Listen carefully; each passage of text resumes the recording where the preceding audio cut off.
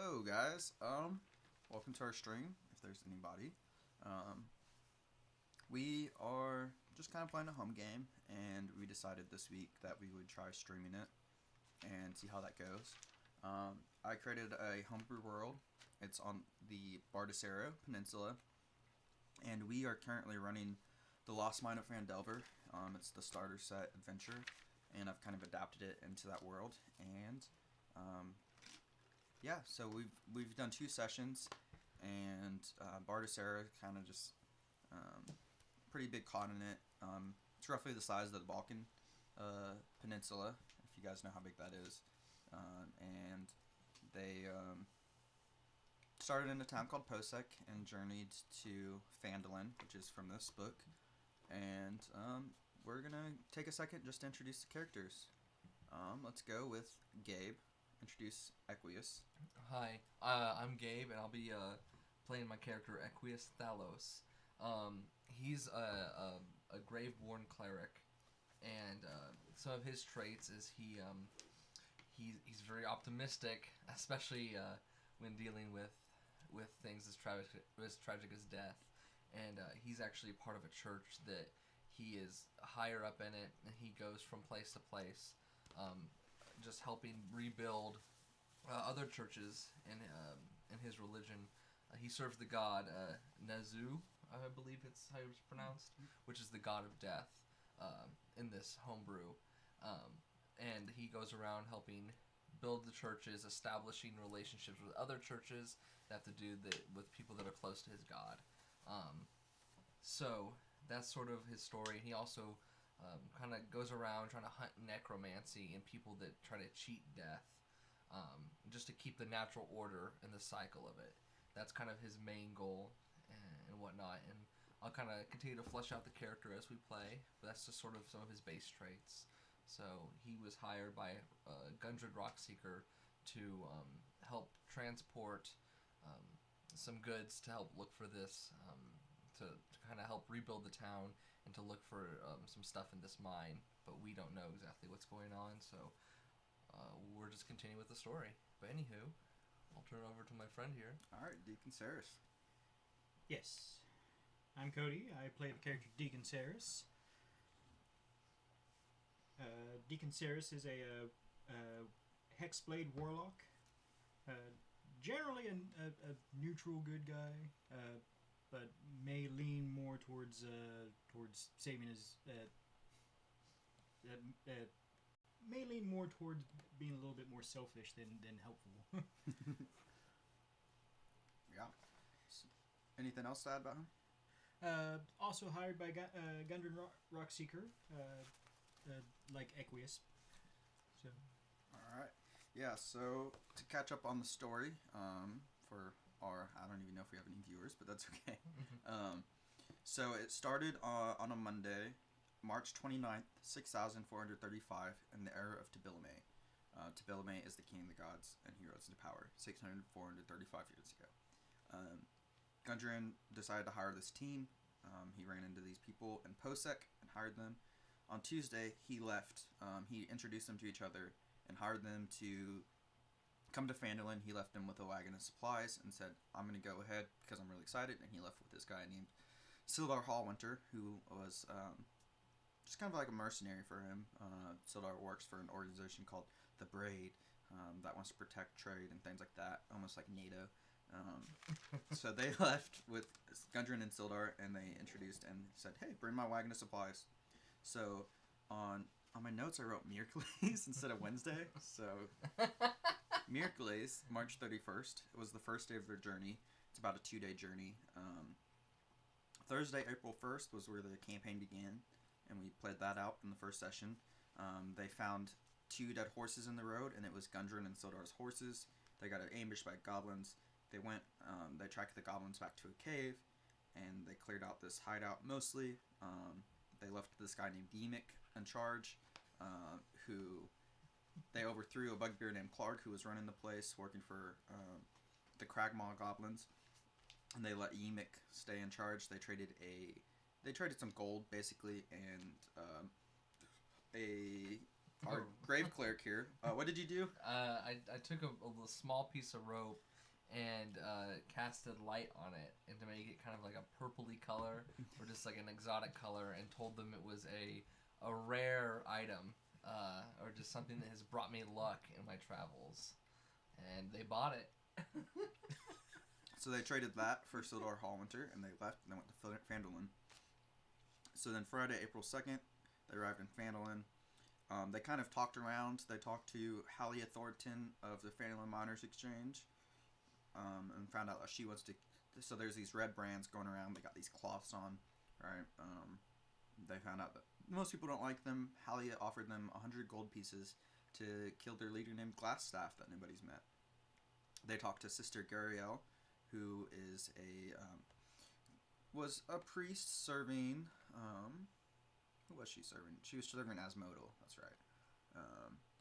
Asmodel is the god of luck and halflings, and they found out she just kind of peddles souvenirs.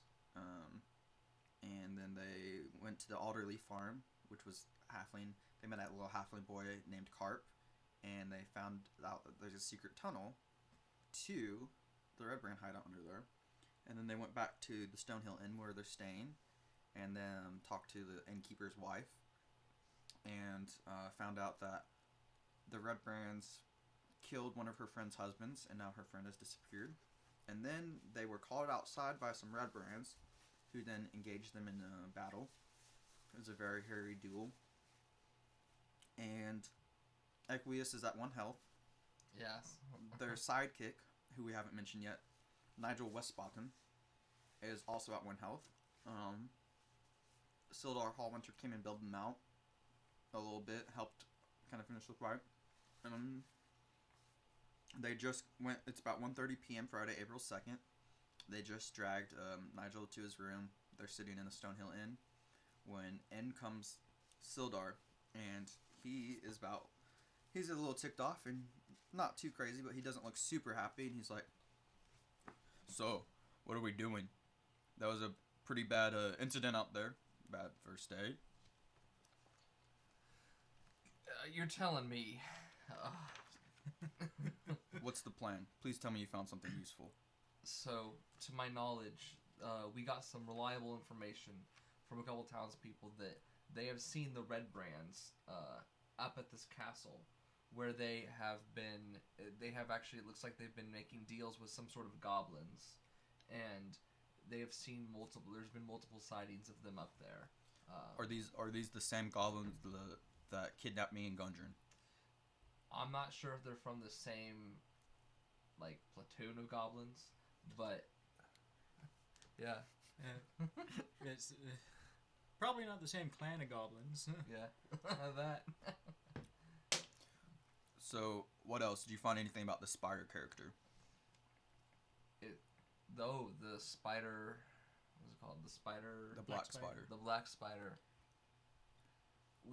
There is possibility that there is a link, but we're not sure yet. We'll at least have to investigate it to determine if the link is actual usable information or not. Alright, so what's the plan? We gotta do something now.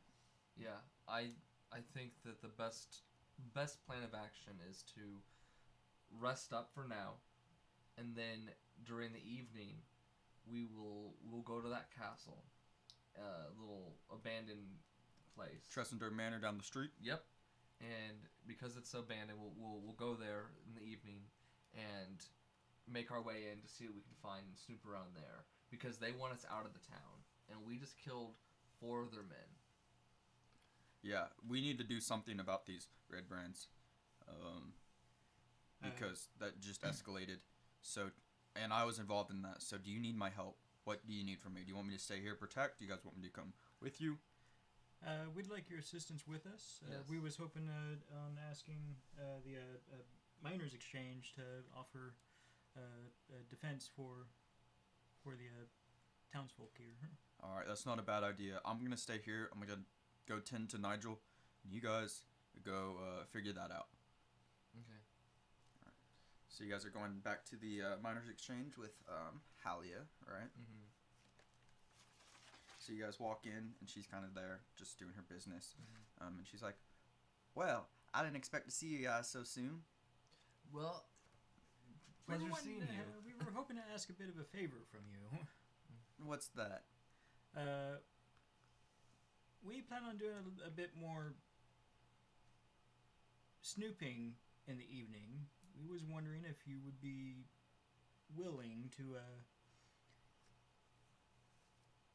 offer a defense for the townsfolk here from the Redbrands, because seeing as we've been staying at the inn, they might take advantage of that inn. So you want me to stay up all night defending the town while you guys go do the job that I hired you to do? Well, there's probably more to it. We don't know if you're aware of this, but there's been an incident outside of the house where we were confronted by some Redbrands. They asked us to get out and to leave the town. They proceeded to escalate the situation, and we had to defend ourselves. So they really need to be taken down, Yes, so we are doing that tonight. We have some reliable information of where they could be, and we're to begin to search. But our fear, we don't want anything bad to befall the inn that has sheltered us, because they think that we're probably still in there, and we really do care about your townsfolk. Well, here's the thing. I'm one person. If the Redbrands come and attack, it's going to be trouble. I'm going to need some help. Also, I offered you 100 gold pieces to take out their leader. I'm going to have to take 10 gold pieces off the top there for my assistance in this task. That's fair. That's fine by us. Keep in mind, this is a Friday, so those Redbrands might be up pretty late at the Sleeping Giant. At least the more rambunctious of them. And I'm going to just remind you guys that some of these Redbrands just got in over their head. They might have families. So the ones that are back at the hideout, hopefully the ones that have families are staying at home. But just be careful. Make sure you try and keep casualties down. It's only Glassstaff, their leader, that we're looking to take out. Hopefully we can, reason with some of them. Hopefully they can atone for their crimes. But, I mean, we don't want to kill anybody's daddy, Oh, yes, of course. Right. Want to keep that natural order. One more thing. It's going to be hard for me to defend by myself.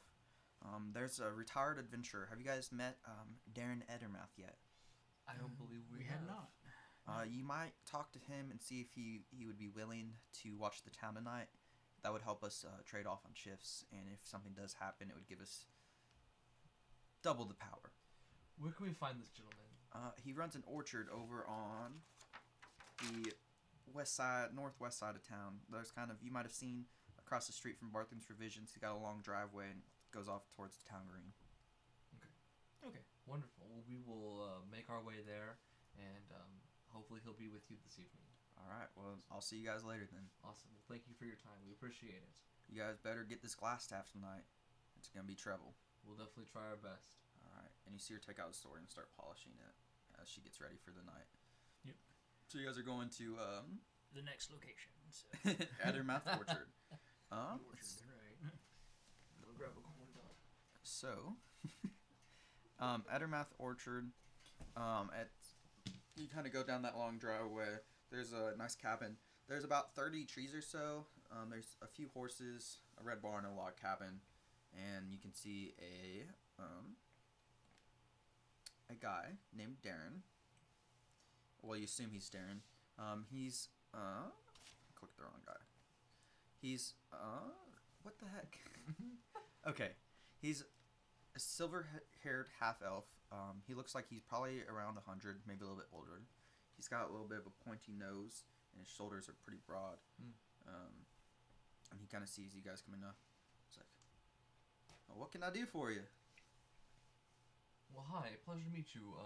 I am Equius, and this is one of our associates. I'm Deacon. Hello. Well, you look like a man of the cloth.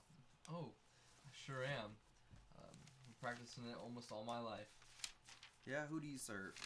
Nazoo. Oh, so I'm sure you know who Utse is then. Oh, yes. Oh, yes. Do you know who Utse is? Real life, no, but my character would. Yeah. I know you talked about him a few... Yeah. Utse is Nazoo's son. He is, I'll give you some very basic information, unless you want to roll to try and figure out more. but he is the god of the sun, healing, archery, music, and poetry. He's kind of just his son, and he's like the god of the daytime, basically. And he's a healing person, likes archery, music, poetry. Okay. Yeah. Yes, I am very much aware of him. Well, I'm very fond of Utse myself, so I'm sure you know the relationship between our patron gods. Oh, of course, naturally. Good to see someone who kind of shares similar beliefs. We don't get much of that around here. Definitely, especially in the small mining town. Yeah, frontier towns are rough, man. We get crazy militias all the time. But we've kind of come to talk with you for a minute because we understand that. Obviously, you probably know about the Redbrands. I know too well about these Redbrands. They have been wreaking havoc all over town, and we are planning to do something tonight about that. It's about time somebody did something. So, we would like to maybe ask for your assistance when it comes to protecting the town. They confronted us, and we caused a scene, and 4 of their men are dead. Is that what the bell tower was earlier, a little bit ago? Yes. Got you. And we would like a little bit of your assistance on maybe guarding the inn and protecting the town a little bit, along with one of the fellow townspeople who will definitely be chipping in on that. There'll be payment for you. How much payment? We can offer, as of now, 10 gold pieces for now. This must be pretty important. That's a pretty good price. It's been a while since I've picked up a sword, but I have a little bit of experience. Got a lot more experience with the bow. If it's for the good of the town, what's going to change after tonight, though? Hopefully they're changing. The Redbrands will have a change of management. So you're going for the lead guy. Mm-hmm. Right. We do know that a lot of the other Redbrands do have families and homes here. Yeah, some of them are just kids in over their heads, but causing problems. Some of them are a little too rambunctious too. So, all right. Well, if you're going for a change of management, hopefully they could be rehabilitated. Otherwise, there's going to be more work to do. Do you have any recommendations when talking, if we were to get confronted during this time when talking with Redbrands? Is there any sort of thing that could mean a lot to them, or just just when we talk to them in general? Is there anything that you feel like could maybe assist us just in information? They are people. Keep that in mind. Some of them are bad people. Some of them are neutral people. Some of them are good people, but they are people. People have attachments. Some people are attached to their families. Some people are attached to a bottle. Some people are attached to an orchard. But people have attachments. If you can figure out what their attachment is, you might be able to reason with them. Mm-hmm. If their attachment is truly evil, it might be time to terminate them. Doing the Lord's work. In the zoo. You guys have anything else for him, or? Any sort of question? Is 10 gold reasonable in your opinion for him? Since that would leave us 80 gold to divide between me, you, and Nigel.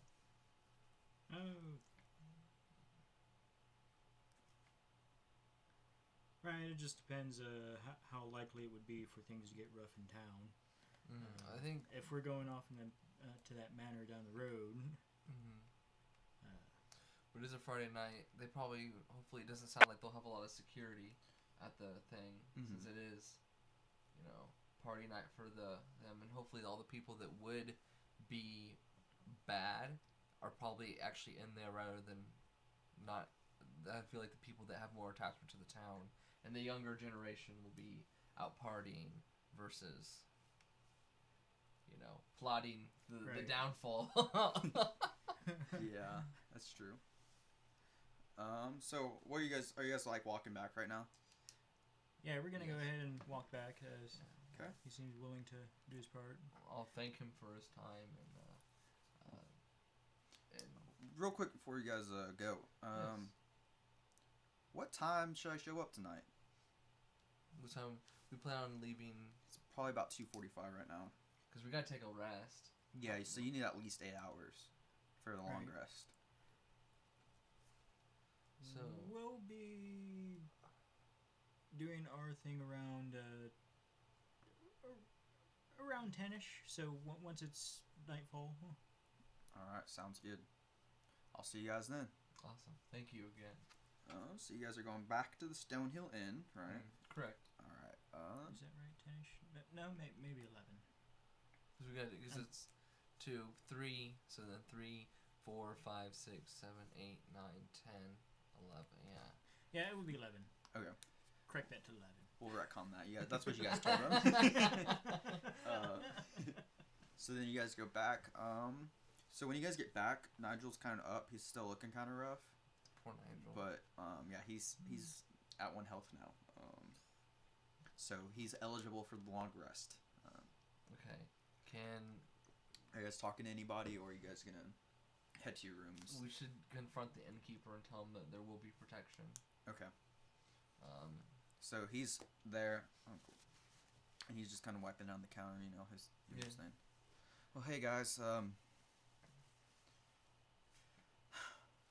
what's your guys' plan? Because I'm really nervous about this inn right now, especially with you guys here. I know you guys can protect me right now, but what happens when you leave?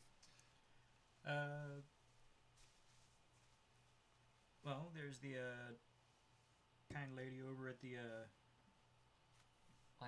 Miners Exchange, and there's a gentleman over at the Orchard that's going to come and keep a watchful eye over the town. You guys got Darren and Halia? Correct, yes. Well, that sounds pretty good. You also hear that young barmaid. You see her look up really quick whenever he mentions Darren. Okay, that might be conversation. And yeah. He's like, okay, well that makes me feel a lot better. And so are you guys going to go confront them tonight? We have some idea that we will be looking around, and hopefully by the time we're done there should be a new management of the Redbrands, let's say. Well, I don't know if much can be done about them, but if you guys have hope, I mean, I'm good at running an inn, but I don't know much about fighting militias or changing management for a militia, so I'll leave that to you guys. Hope you're right, though. Definitely. We thank you for your hospitality and letting us maintain a room here for now. Absolutely, and he gives like a forced smile. And he's like, is everything clean enough? Yes, of course. All right, cool. And he starts kind of wiping the counter again. Yeah. Suppose at this point it would be a good time to retreat to the room and take a rest. Yes, at this time. All right, cool. So you guys are taking your rest. Are you guys just all resting, or are you guys gonna like set up shifts for watching for Redbrands or anything? Do we need? Would we get our full hit points back? You can do 2 hours of light activity during the long rest without suffering benefits, or like not without suffering consequences. You get the benefits with 2 hours, so like you could keep watch for 2 hours. You don't have to. I'm just asking. You think we need to? I feel like we'd hear commotion. I can at least keep a watchful eye. Okay. Is there? I can't think of any spells, can I? No. I still have a spell slot, and even with under a short rest, I'd recover my other spell slot. Okay. You're good on spells. I only have 3, which kind of sucks. But we'll use them. Oh, I wish I could just cast spells as and I guess I've just got the equivalent to bruises at the moment, so. True. So I should probably roll to regain hit points. No, so on the long rest, you get your hit die back, and you go back to full health. And I get all my spells. Yeah, and you get your spell slots. Awesome sauce. So you're basically good as new. Oh, After getting knocked unconscious twice, you just sleep for 8 hours and you're good to go. That's how it works, right? Absolutely. So yeah, nothing happens during that long rest. there's no commotion outside. Are you like looking out a window, Deacon, or how are you keeping watch? I mean, yeah, I'll keep the room fairly dark and look out the window. Mm-hmm. A little jet engine over there. Yeah. Ready for takeoff. Yeah. She's getting old now, but she does her job. Yeah, so what did you say? So you're keeping the room dark and what else? And like, I'll be keeping an eye out of the window, like, like occasionally I'll shift positions, and okay. like I'll always keeping it more at an angle rather than looking right out the window. Yeah, that makes sense.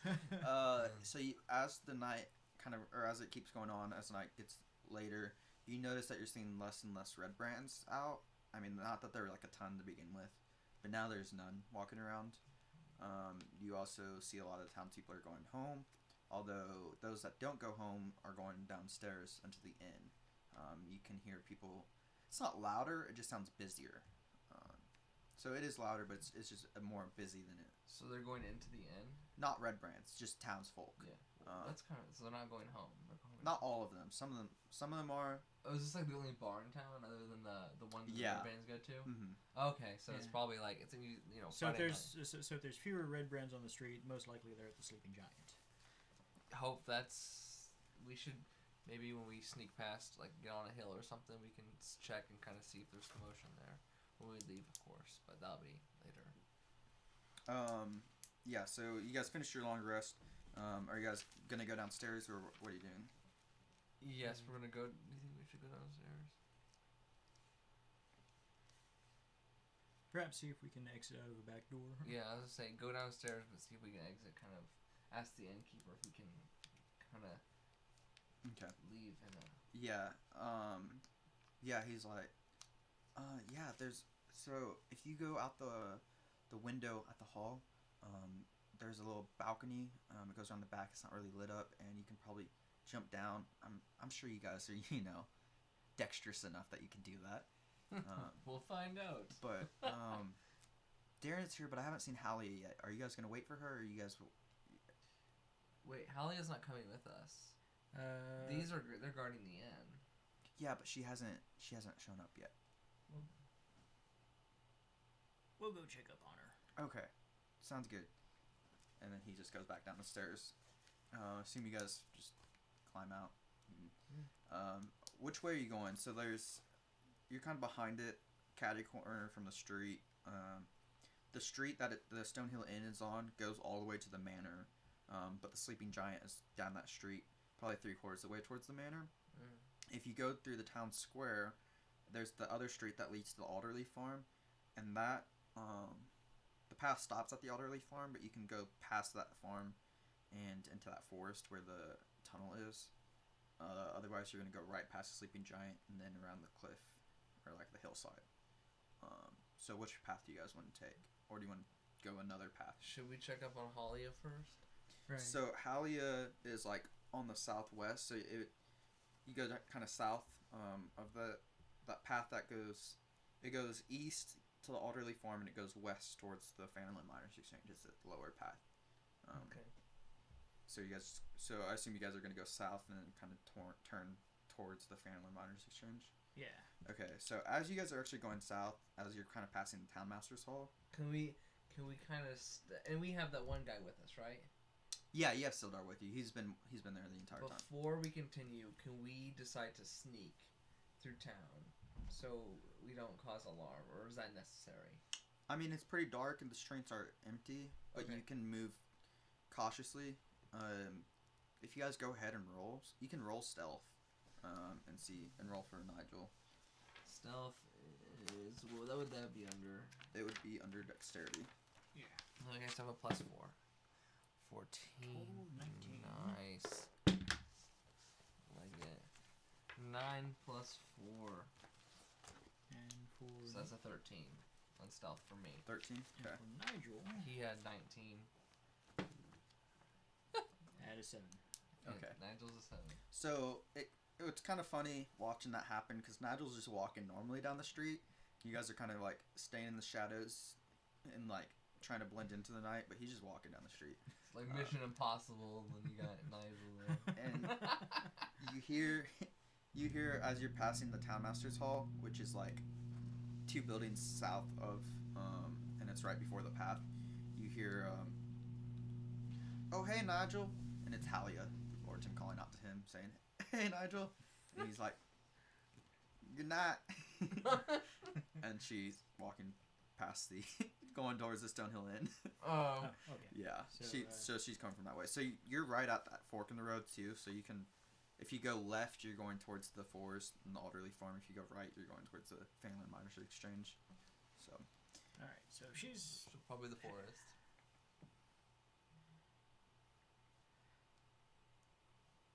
Which way will we be going to head towards the manor from this point? So if you go left, you're heading east, and you'll pass by like, the Alderley Farm, and if you keep going, you'll go right into the forest.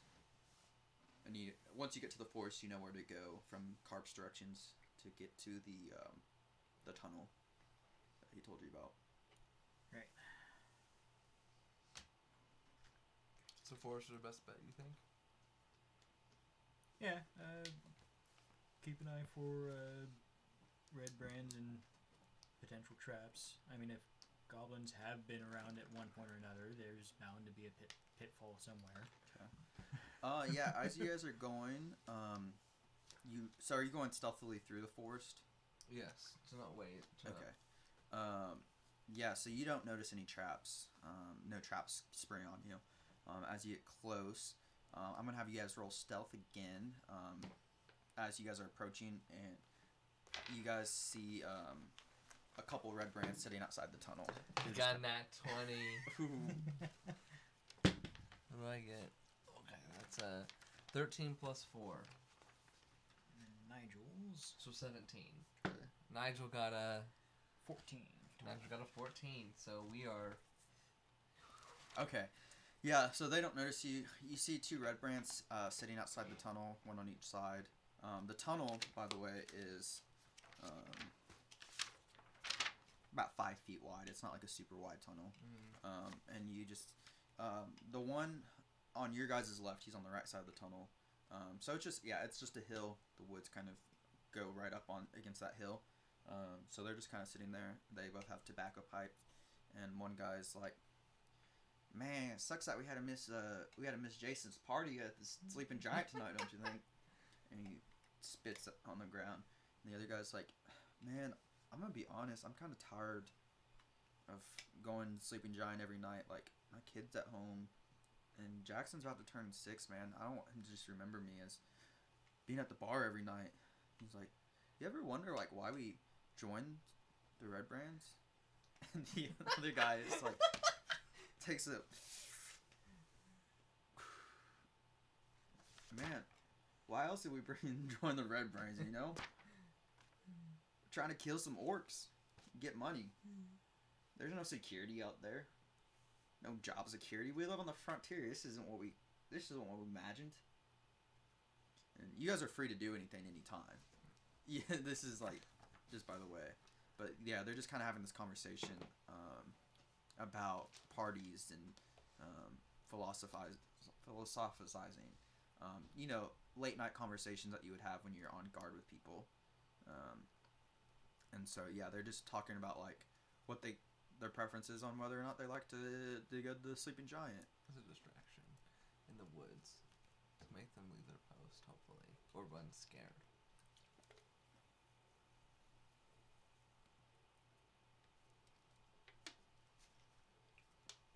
So right now we're kind of planning on what we should do. My idea currently is to. It sounds like you're talking about. They're people too, and obviously, so we probably we don't really want to kill them. My idea could possibly use thaumaturgy, which is one of my cantrips, to use it in the woods to have them like either distract them or scare them off. You know, to make them go deeper into the woods. So we can sneak in there. But I'm just throwing that as the first thing that came to my mind. So I'm just throwing that out there as a possibility to do that. Yeah, you guys can feel free to talk. I mean, what are be some other ideas we can do. Because that's a cantrip and it won't waste any spell slots. Yeah. Right. As a form of intimidation, it could be helpful. But you gotta sound big, bad, and scary, and not happy-go-lucky, optimistic. Yeah. Well, so... Oh, it makes your voice... Oh, I thought you could just, like... Shh. Okay. Great. So the sound that originates from a point of my choice within a range. So I can make thunder or things like that, or, like, ominous whispers. So I can, like... We can, like, whisper in their ear, technically. Like, I don't... Like, I don't have to just, like, scream at them. I can just, like, I can, like, make, like a whole bunch of rustling noises or something coming from, like, the bushes. Basically throw in your voice. Okay, yes. Or I can just make different noises appear. Like, it says I can do thunder or things or the cry of a raven, you know. So,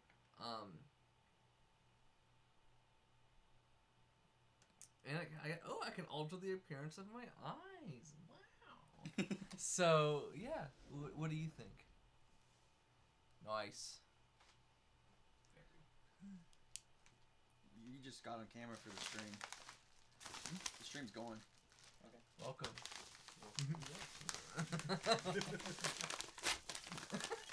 Keep talking about your plan. Yeah. So, what do you think of that idea? Better than having another scene start up for no good reason. Yeah. Having a what start up? Another scene start up. I mean, these guys seem like they don't want to be here, so they'd be more likely to take the hint. And if this doesn't distract them, we could even approach them and try diplomacy. This is just to avoid try to do diplomacy with them. Like, have them distract or... I mean, one guy's got kids, and the other guy just doesn't want to be here. He wants to party. So... Idea! We could say that we're here to take their place. We don't have Redbrand. I would say we need to formulate some sort of red claw.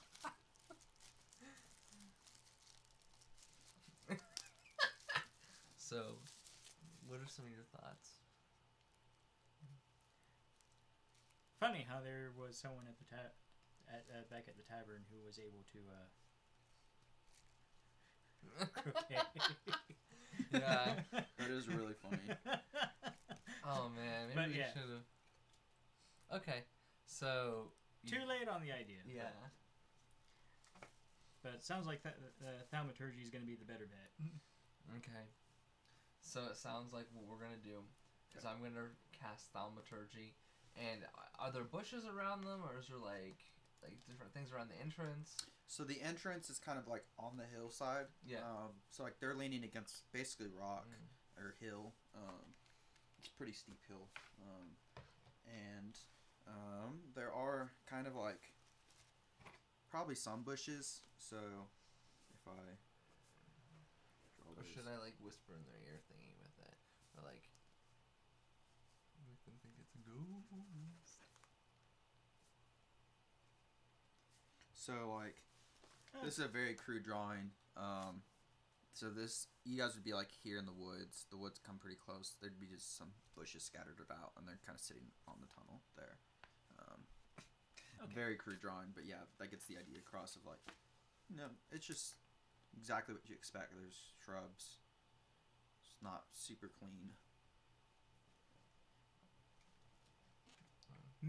What do you think would be the best plan of approach for this? Make them wander from their post, or make them like...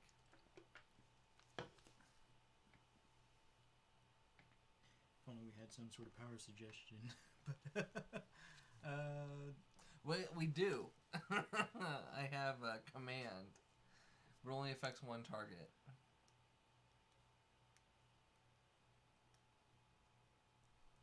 Let's not waste that one.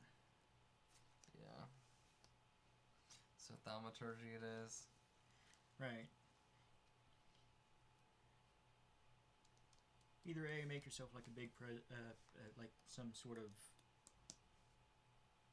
big presence, to scare them off, make them think that it's not worth guarding this hole. Okay, so you don't think I should like distract them or like send them somewhere else in the woods, like away from us, our position? Or you could use thaumaturgy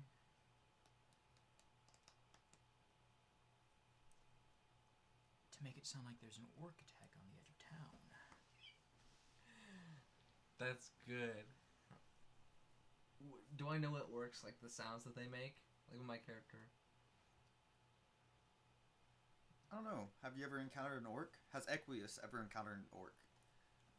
Knowing my line of work and things, it sounds very possible. Or at least a that I goblin would- attack. Yeah, I know, like my language is like goblin. Yeah, you do know the goblin language. Yeah, so yeah, probably.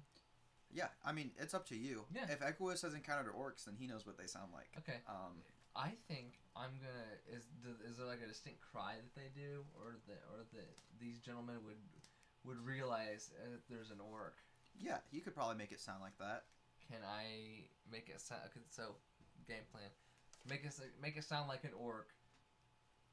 On the other side of where we are at, to make them go that way or check it out. Like, on the other side, do you mean like behind you, or do you mean like away, like... Away from the... Like, so if you're facing them, Uh-huh. I'll give you this. To your left, so straight away, kind of like, you guys are probably at an angle, like facing them. So, straight ahead of you guys is that tunnel, and you have them there. To the left side is town. To the right side is the edge of town.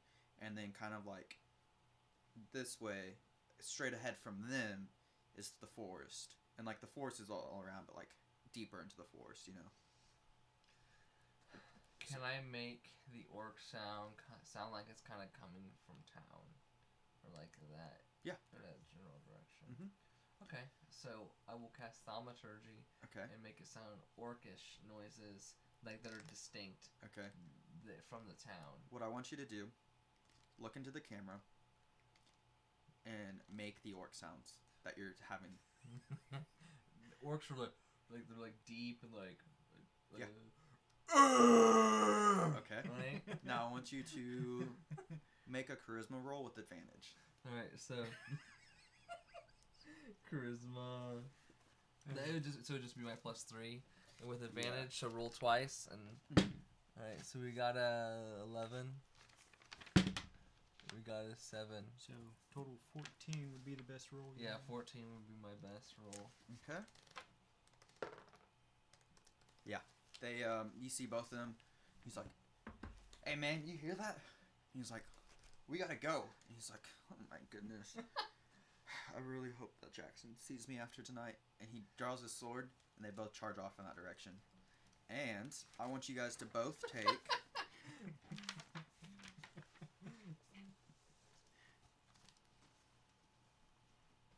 50 experience, both of you.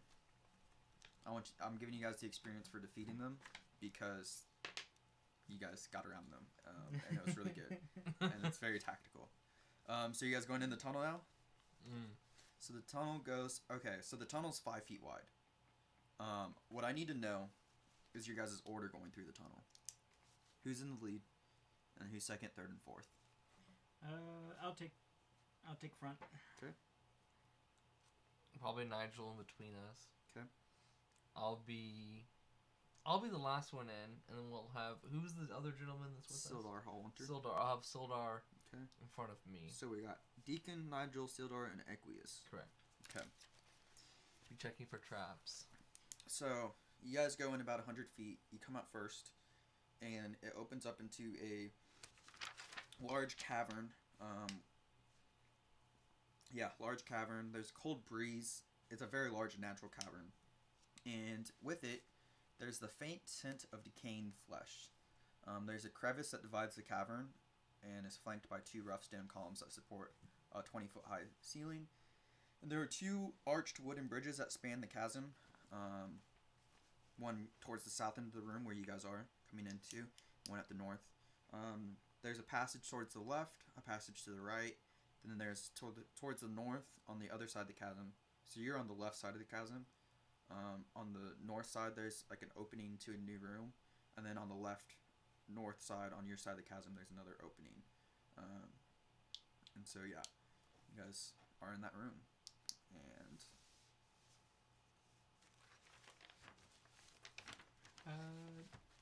I want you, Deacon, to make a charisma deception check. Why?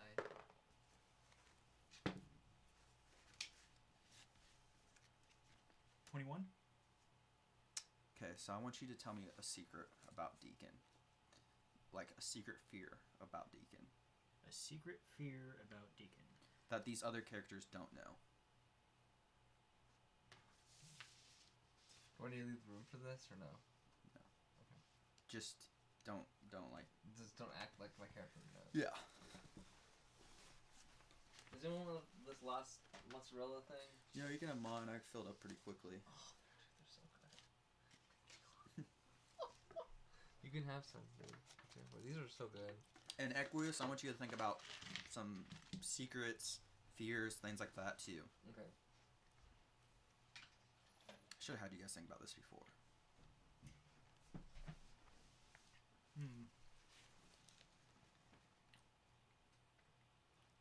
Secret fear. It would probably be reliving a burning down home, losing parents. Okay. As you enter the room, your voice is filled with just this... The fire.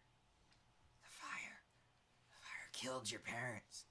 Did you cause the fire? The fire. The fire. The flame. The flame. What are you here for? What are you here for? And you just hear this like in your head. And you guys actually all hear this in your head. And so you don't know what he's talking, like what this voice is talking about, this fire. But you guys all hear this voice just... What are you here for? What are you here for? What are they here for? Don't talk about the fire. They're scared of the fire. Don't talk about the fire to them. Would I know what magic this is? This isn't magic per se. This is just, is it telepathy? It's just a voice. Like there is a source of this noise that is communicating with telepathy. Would I realize this? Yeah. Would there be any way to combat against this, or maybe can I maybe articulate like, hey, like what does this mean that someone knows that we're here? Of course I know you're here. You're in my home. You're in my lair. Of course I know you're here. Okay. And then I need you, after saying that, to make a deception check. And you you're a half elf, right? Yeah. You can make that with advantage, your deception check. So I gotta do deception.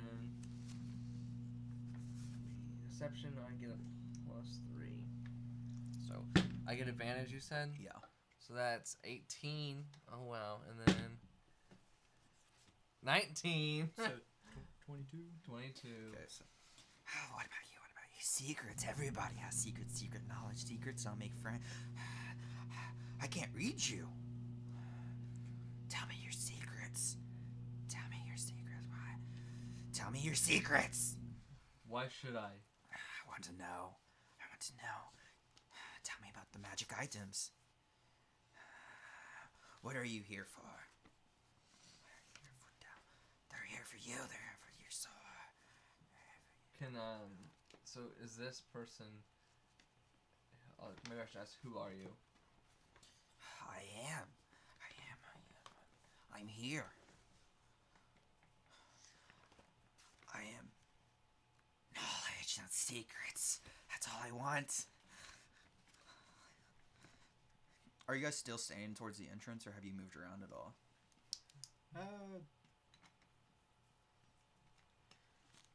I'm gonna try moving around like the edge of the cavern. Okay. Trying to figure out.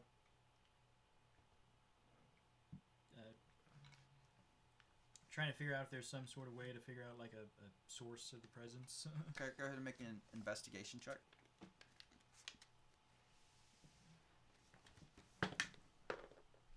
$15. You can't find anything. Strangely enough.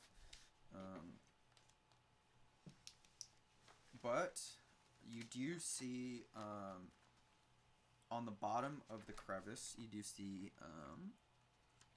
that there are broken and well-gnawed bones, and there is a half-eaten body down there. And you also see under that north bridge, as you're looking over there, that there is a battered wooden chest. And then for Sildar. And you hear this in your head. Ah, the big one, the big one. A slave? The big one is a slave. And he looks just like, doesn't look happy, like reliving this when he hears that word. And he's like, You're not free, you've never been free. What are you here for? What are you here for? What are you guys here for? What do you want? Have they come to steal? Have they come to steal from you? What are you guys here for? We're here for the black spider. The spider, the spider, the spider, the spider. The spider. I know the spider. I've heard the spider. He tried to keep it in his head, but he couldn't keep it from me.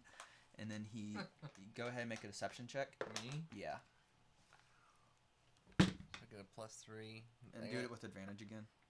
I already got a 19. Okay, you're good then. And a 10, so. Still can't read you. You must be elven.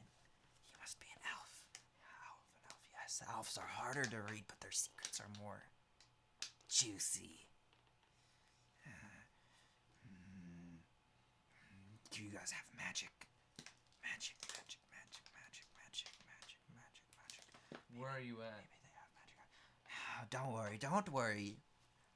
I'll come out when the time's right. If you have magic, do they have magic items? Maybe they're here to kill you. Maybe they're here to kill the wizard. Maybe they're here to steal from you. Maybe they have magic. Do they have magic? Do you have magic? I know some magic. No. Everybody knows some magic, but the items. Magic items. The good old rope trick, right? We don't. Do you have any magic items on you?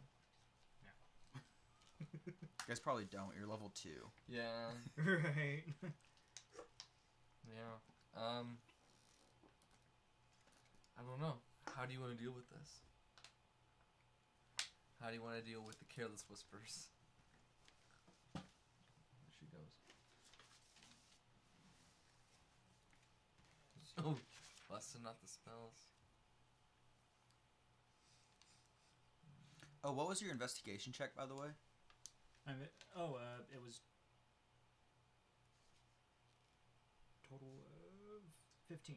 Okay, so you would have noticed this. That south bridge, if anything decently heavy goes across that bridge, it's going to collapse. It's not sturdy at all. So probably 50 pounds or so would collapse it. That's something you would have picked up on. I forgot to mention that. Sorry, I just kind of quietly mentioned to the others, Don't go to the bridge. No, don't go to the bridge. Don't go to the bridge. And keep in mind, these are filling your head. You're not hearing this out loud. It's almost like another person thinking in your head, which is a strange sensation. That's crazy. almost like that they'll kind of echo what we think. Yeah. Kinda. Oh wow, that's just. When you whisper that, I want you to make a deception check now. We gotta get out of here. Kill this thing. This is the song that never ends.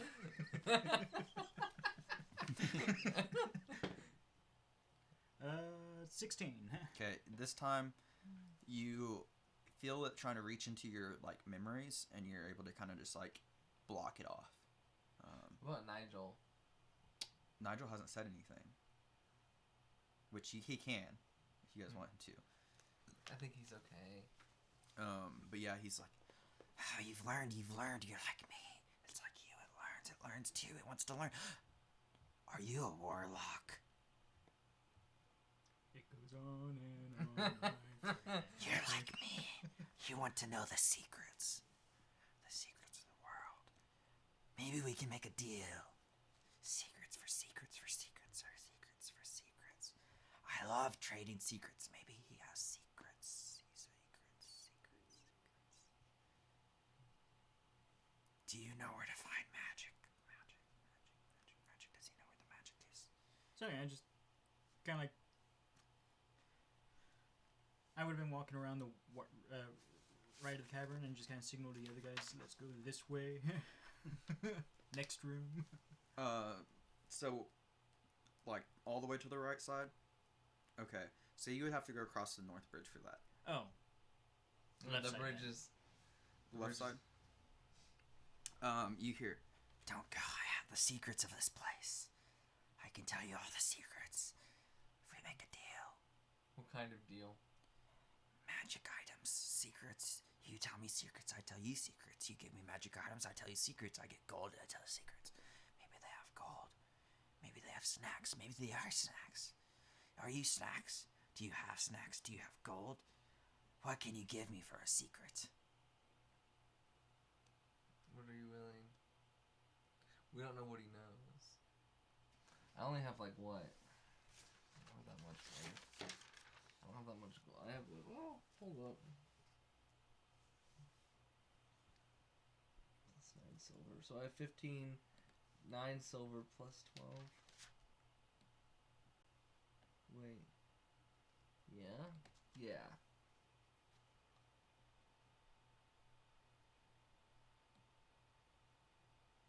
Okay. That's good. So what do you... Ow, crap. What do you...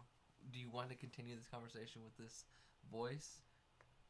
Or what are your thoughts? Because it's like, I wouldn't mind learning a secret. I want to know more about this place. I want to know why it's doing this. Well, like what it is. So it's a warlock. This would be the opportunity to figure out who Glassstaff is. This isn't that one thing that if we give it things the question. No, this isn't the. No, this isn't a banshee. That's like a day's travel away. Okay, so this is like a warlock that's doing this. This is a voice in your head But that you've heard so far. You don't know exactly what it is. It said I was a warlock like him.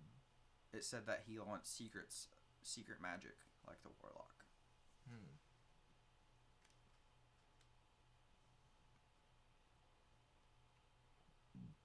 I got another short length of rope. Can we coax it out? Should we try coax it out?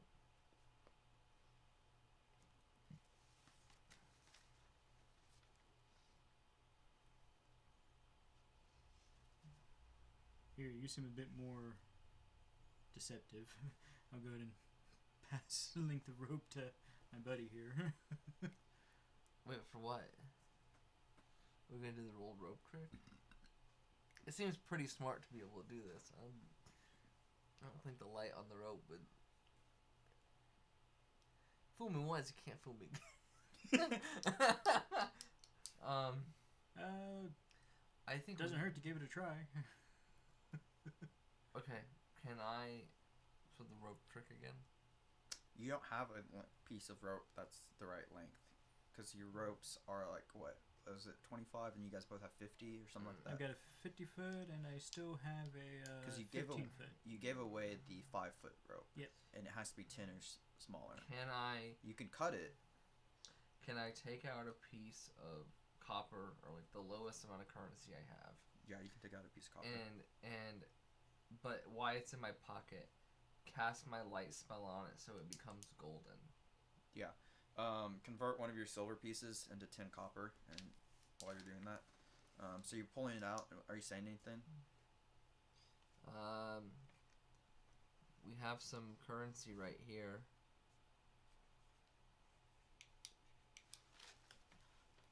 Throw it across the cavern. Throw it to the other side. I want to see it. I take it and I toss it, the copper. Okay. So you guys are probably about right around the South Bridge, right? Where it is. So you're near... And it's light, so it casts a light. So if it picks it up, we can see its face. Mm-hmm. So yeah, you're kind of near that the bridge, and there's a column near it, and then there's that north bridge and that north column. So like, you'd probably throw it like 15 feet away, and it hits the wall, and it kind of goes down. And out of that north column, you see a large humanoid figure. You know how T-Rexes have like two knees? Like there's the one knee that's normal, and then there's another knee, so it goes back down. Right. So it has legs like that, kind of legs it's a like human. It's a humanoid. It has legs like that. It's a dark gray. It's got very like long arms, and it's got 4 fingers, so kind of like this, and it's got very long claws.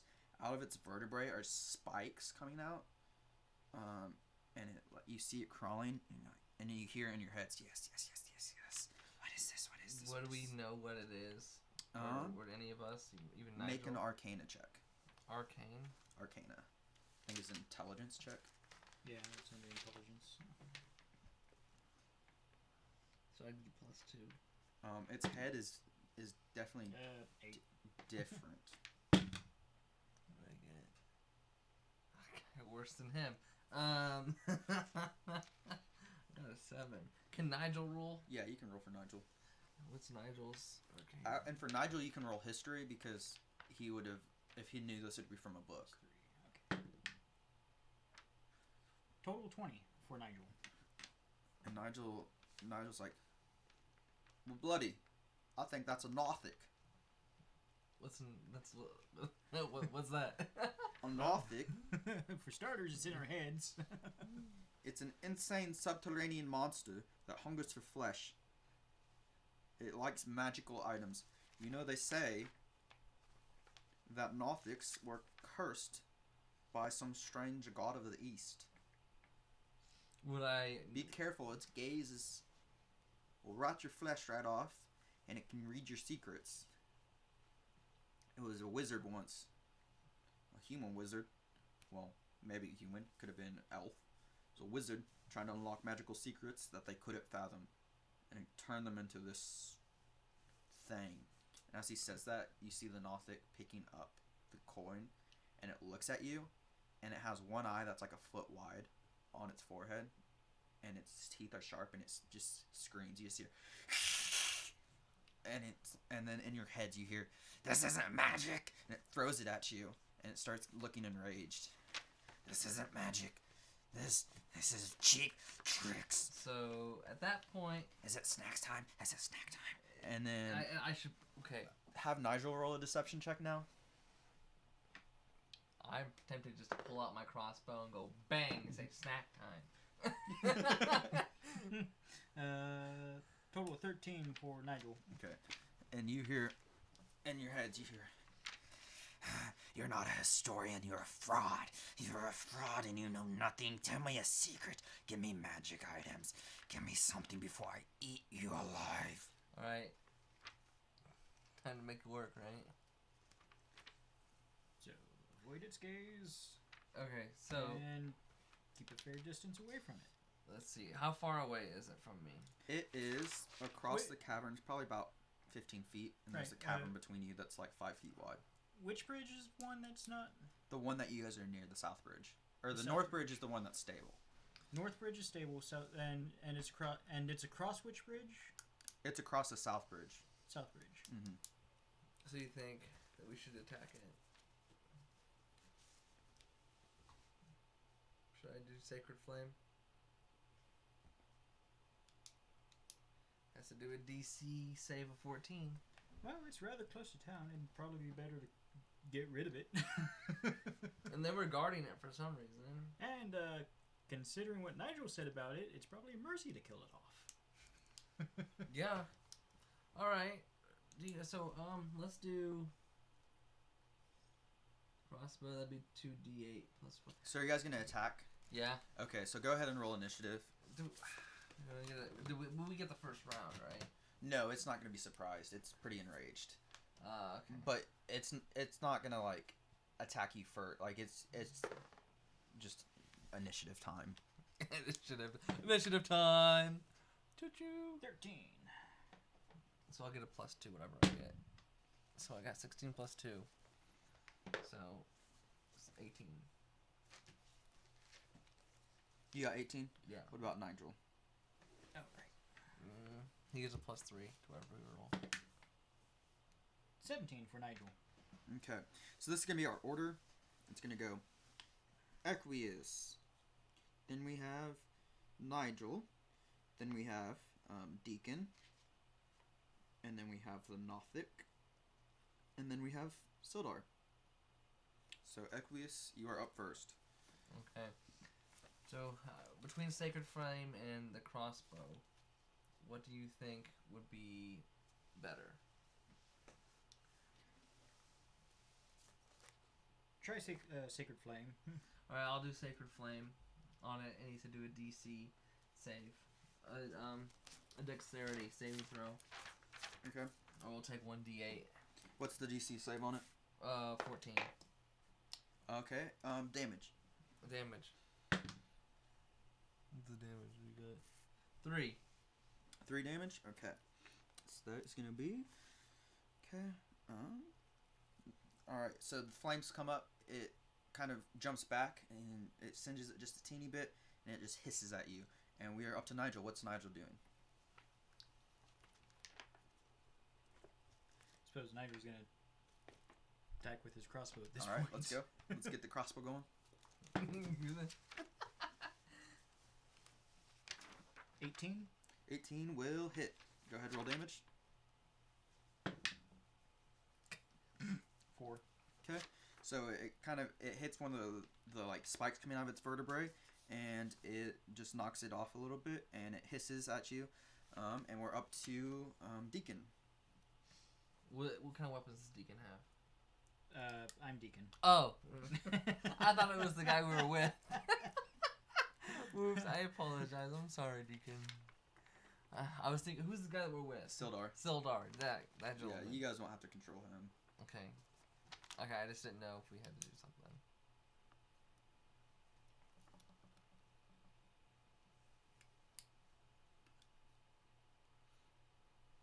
And let's try and keep combat moving. I'm going to use a bonus action for Hex. Is he within 90 feet? Oh, yeah.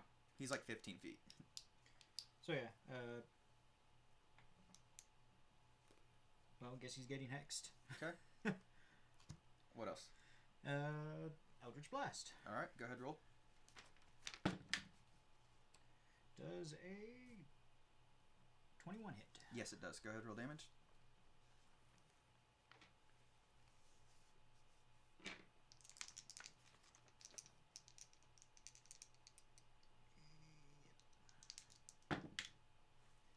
So, 5, 11. So, a total of 11. 11 damage, okay. So it hits it, and it takes off like a chunk of its shoulder, and it hisses pretty bad, and it stares at you. Go ahead and make a Constitution saving throw.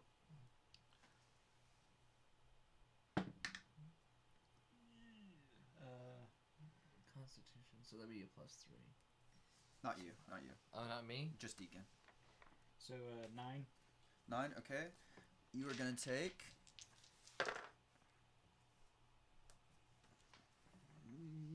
You are going to take 11 damage, necrotic damage. So it just stares at you, see it look at you, just its giant eye, and you just feel your flesh rotting around your bones. Can you close our eyes when this happens? No. Oh, well, you can try, I guess. And then Sildar's up. You see Sildar run from where that entrance is, and he jumps across the chasm. Right. Oh yeah, he jumps across the chasm, and he goes to attack this creature, and he rolls and misses, and he rolls again, and he hits that time. So he swings, and the creature ducks out of the way, and then he swings again, and gets a nice hit, and kind of capitalizes on where that shoulder got hit, and we're back up to Equius. What are you doing?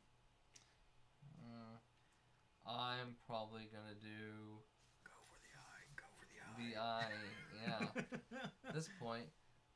So I know I have that spell, the Path to the Grave, is a part of my domain.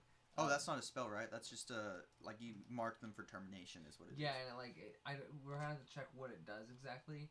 I'm pretty sure it gives people when you attack like double damage or something like that. Yeah, that's all it does. The next attack on it hits just one attack. You only get that one between rest, so you can use it on this if you want. Do you think we should use? Is this the big baddie? You think? It's a big bad. You think Half my HP gone. Do you think I should wait for this, or should I just attack it?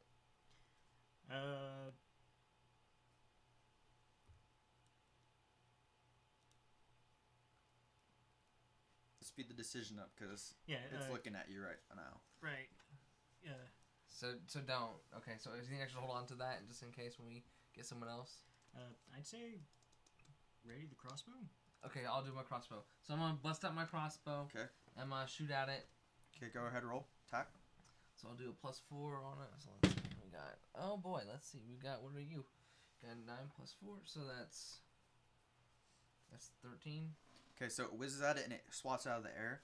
We're up to Nigel. Assume Nigel's shooting for the eye, right? Yeah, Nigel's gonna go for the eye. Okay, go ahead, roll. Total of 16. 16, yeah, that hits. Go ahead, roll damage.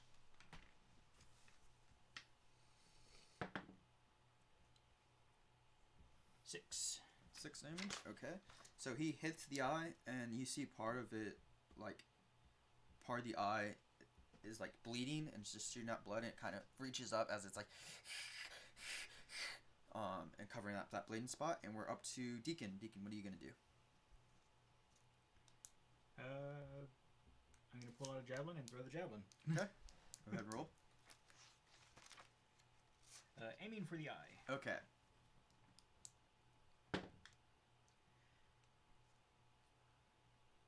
Does a 17 hit? Yes, a 17 hits. Go ahead, roll damage. How comes I can't hit anything?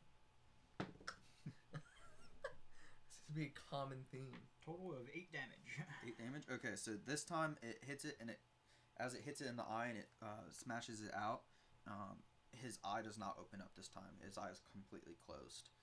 And he's still alive, and he actually runs at you, jumps across the thing, and he swats at you, and that's going to be an 8 against armor. Miss. Okay. I just can. Now you see Sildar coming to run back against and jumping across, and he attacks at it. Can't see that. Does that hit? No, it doesn't. And then it's not a d20. This is a d20. And then that second one does hit, and that does. He swipes at it and slashes its leg, and it starts limping just a little bit, and it is back up to Equius. Am I within beating distance of it? Yeah, you're within beating distance. All right, let me. I like that name. Time to bring out the unclean mace. Yeah, the unclean mace. I'm gonna take out my mace. Okay. And try to bash its spine. Okay, go ahead, roll damage. All right, so I get a +5. So we got there's a 18 + 5 hit. Yeah, go ahead, roll damage. All right, so 1d6 + 3.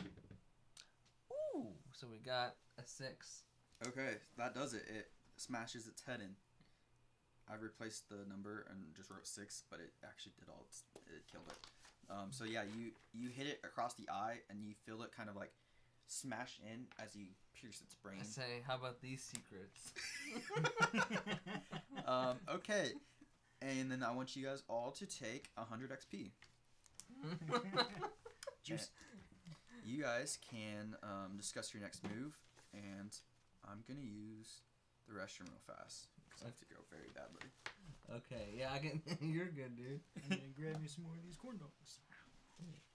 Bat myself in the forehead. Oh, wow, my camera's frozen. It's okay. Oh, this is grand. Are we still on? Yeah, we're still on. You want me to put it on break, or you guys No, you're good. are you guys gonna discuss? Yeah, we'll be discussing. Yeah, okay. Might I have one of these Dr. Peppers? Yeah, I brought this for you guys. Oh, thank you, my guy. Shotgun it.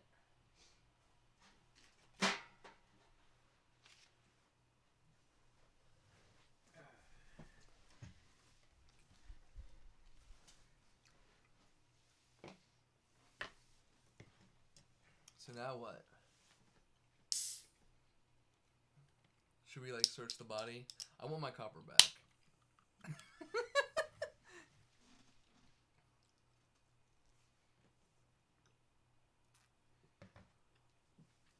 Ooh.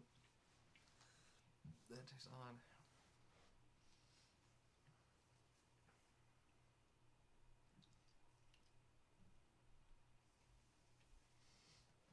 This is fun. Okay, so what should we do next?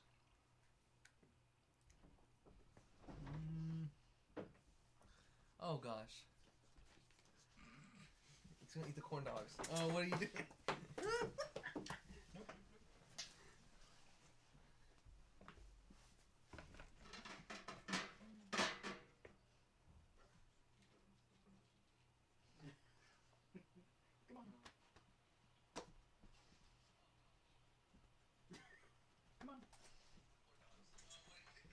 Look, it's like frozen on this. Oh, dog. Yeah.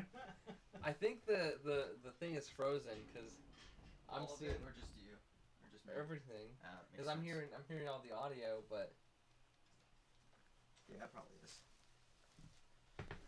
Okay, I think it's gonna go back because now it was frozen on here on my camera, and now it's back to not being frozen. So. I think the thing is frozen because I'm seeing.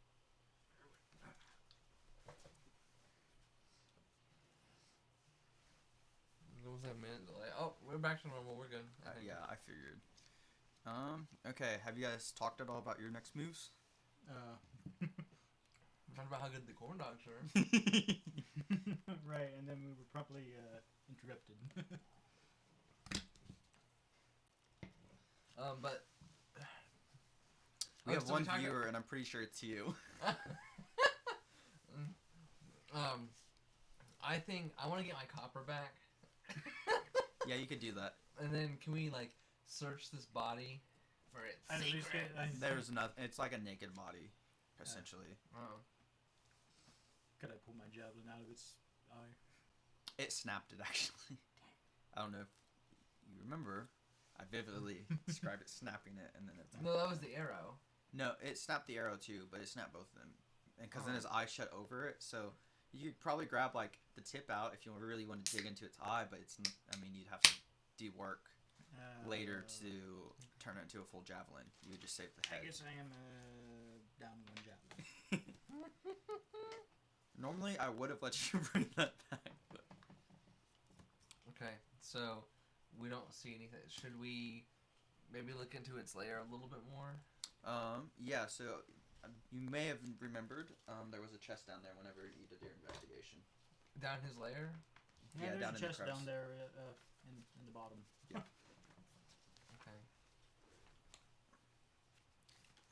You guys want to climb down there? Yeah, I suppose pull out my 50-foot length of rope and Okay. tie it for Okay, yeah. Those, convenient climbing. How, Yeah, that how does- far is it? it is it's probably about 20 feet deep. It's 20 feet deep. Okay, yeah, that's good enough. Which with the rope, there's a lot of like holds on it, so the rope makes it just a piece of cake to get up and down. Right. No effort at all. So down there, there's a battered wood chest below the north bridge, and it has, if you guys want to write this down, and you can split it up later, 160 gold piece. Wait, not gold, silver. 160 silver. Okay.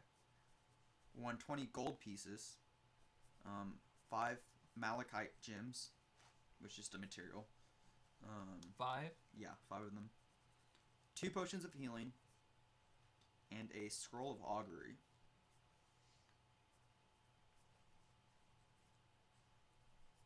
Oh, and there's one more thing. There is a longsword and a silver-chased scabbard. It is inscribed with the name Talon on it, and its hilt is worked in the shape of a bird with prey with outspread wings.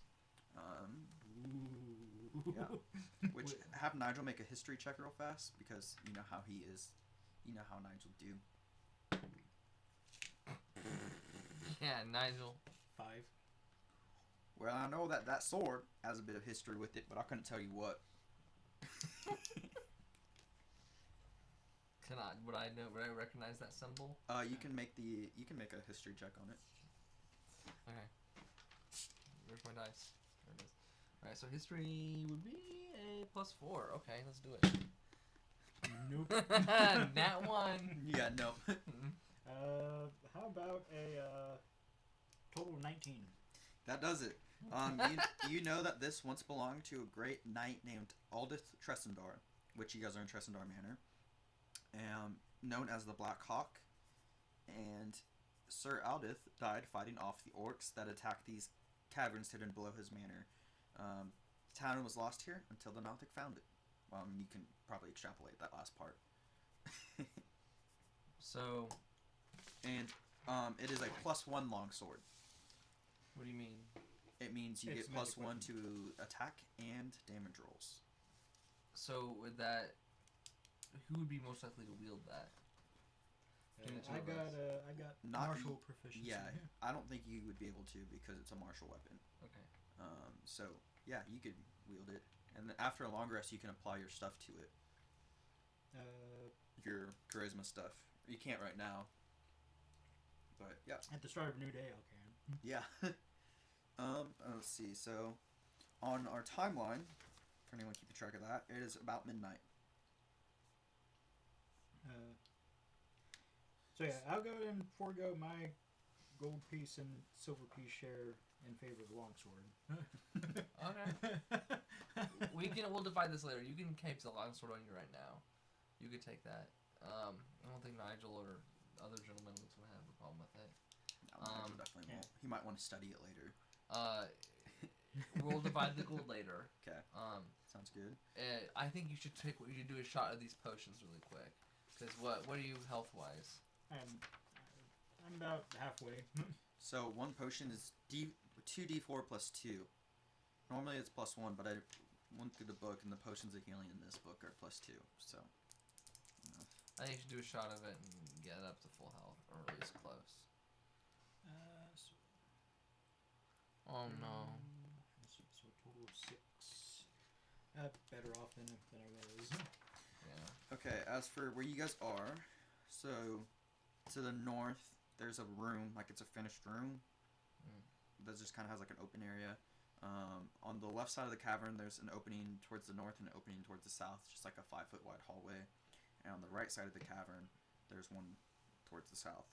And then there's a tunnel directly all the way to the south that you guys came through. Do I get a sense of any traps or anything? No. Well, I guess you should probably make a wisdom perception check. Me? Yeah. Well, you guys all can. +4. Let's see what I got. I got a 18, but I got 22. 23. Yeah, there's no traps, like at all. Yeah, doubtful that the Redbrand would really trap their own place so much. Well, I also don't understand why the Redbrand would be protecting this kind of creature. Maybe they were preventing people from going in for that reason. Maybe they're not the bad guys after all. Yeah, way to make us feel really bad. And after that last kerfluffle. Yeah. Alright, so which way do you guys want to go? The good bridge is the one on the north, right? Yeah, which you guys can go whatever way you want. Making sure to retrieve my rope before we move on to the next room. Okay. Wait, did we go down and then back up on the thing? Yeah, that's where you got the treasure, was down there. That was like the Nothic's hidden treasure chest. It's just a little one. Is that the only thing there? Well, there was all those bones. Like, there's a lot of half-gnawed bones, and then there was a half-eaten body. and it was unnaturally cold at the bottom. Who would have gone and grabbed it? Did you? I assumed you both went. Right. Would I have noticed? Did the body have a red sash on it? It did not. Did not. Okay. Would I have noticed anything weird down there besides it was abnormally cold? Like, would that be a sense of something? You can make an Arcana check. Intelligence Arcana. It'll be a +2. So. Oh, I can't tell. What is this? I don't know if I got a nat 20 or 2. We'll roll it again. 19. Yeah. So this was necromancy. It's a necromantic aura more than anything. And these bodies at the bottom of the crevice are gonna decompose at a slower rate than usual. Is that the only reason why? Well, that's why it's called. It's necromantic aura causing these bodies to decompose. Would I know what would be causing it? Not necessarily. Perhaps that's how they got through the cavern. You could try and figure out the history of the place. Like, if you knew the history of the place, you might. But you don't just, like, know that off the top of your head. So that would be another history roll. Should I do it? If you want to find out. Hey, let's ask Nigel to do a history roll, since I wouldn't naturally know the history of this have place. him roll. That would make more sense character-wise. Mm-hmm. 13. Yeah, so he would tell you about... I'm not going to do it in his voice because I can't keep it for that long, but he'd basically tell you how the Tressendars lived here, and then they were kind of leaders of Phandalin. They were very rich, led by the knight Aldith that got his sword. Okay. And Phandalin in its glory days was prosperous with the mine, and then orcs came, and the orcs that destroyed the mine destroyed Phandalin, and they paired up with evil wizards.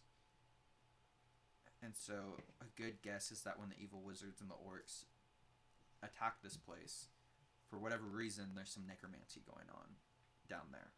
Like, there's an aura that got cast down there. It's just left over. It's just there now. It's not like... There's not like a necromancy nearby, right? I mean, that's his guess. He'd be like, I suppose it's from the wizards that came through here with the orcs. Would I know if this aura's been... Do I know, like, how long that aura's been there, or no? No, it's not a super strong aura.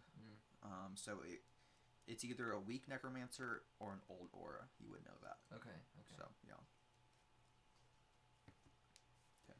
So, yeah, you got those rooms that you can go to any of them. You ready to go to the furnished one? Yeah, let's check the furnished one. We're going to check the furnished room. Okay. So this is a storeroom and work area. It's been finished and dressed with stone block walls and a flagstone floor. There are several barrels stored against the walls here, along with a number of empty crates, straw for packing, hammers, pry bars, nails. That's there's a lot of provisions and goods, but they're not super valuable. But lying among those, you see 30 beaver pelts. Are those valuable? They're about 2 gold pieces each. I don't know how you guys are going to carry 30. I mean, I guess you guys could try and split them up, but... Can I grab, like, 1 beaver pelt? You can grab as many as you want. I want that slow me down. Okay. Can I get, like... You want a beaver pelt? Can I wear it on my head? Yeah. Yeah. Can I be like Thomas and Clark or whatever and like wear a beaver? You mean Lewis and Clark? Yeah. Yeah. Yes, you can. Yeah, okay. I'm gonna do that. Okay. Well, you might want to have that I think one more... kind person back at the end to make it into a hat for you. Yeah. It's pretty crude right now, but if you want to... I'm thinking more, what's his name? Davy Crockett? That's more what I'm thinking of when you say that. Yeah, you can do that. Yeah. So you're only taking 1? There's 30. You'll need at least a few to get a full hat out of it. Yeah. Well, also I might sell a few. Well, you can sell a few and get some. Here's gold. the thing: you don't have to pick them up now. We can come back on. Yeah, I'm gonna keep one on my head though. I'm taking one on Okay. my head. I may have you make a check later to make sure it stays if you're in a fight. Okay. Since it's not fitted. Okay. Okay. Oh, you guys doing anything else here? Can we start like kind of like a perception check on the room? Yeah. See if I see Oh, anything absolutely. weird? You can do that. So that would be just I didn't want to assume perception, but Or it'd be more of an investigation, right? Yeah, you can do an investigation. Ooh, that burned. 11. And I got 12. Yeah, so you'll see 2 secret doors on the secret doors. on the northeast side of the room. There's actually like it's not super secret. It looks like this is not the secret. Like it looks like the secret door is leading into this room and not leading out. If that makes sense. And then on the bottom left, there is no cutout, and it looks like it's a secret door there that is supposed to be hidden in this room. Like the other one, you probably would have noticed. Like, it's weird that the wall kind of goes in a little bit, like 5 feet, but. Almost like they forgot to shut it all the way. No, it's like instead of, like the room's like a rectangular room, but then there's like a little 5-foot cutout here. Oh. So it looks like it's not like a secret that the door's there, even though the door's just kind of there. The one on the other side though, it's like flush with the wall, so it blends in really well. It doesn't look like some random cutout in the room. That super secret door seems super important. I'd say we should. I'd say this is the way for us to go for right now. Yeah, can we open them both up? Yeah, you absolutely can. Want to? So which one are you opening first?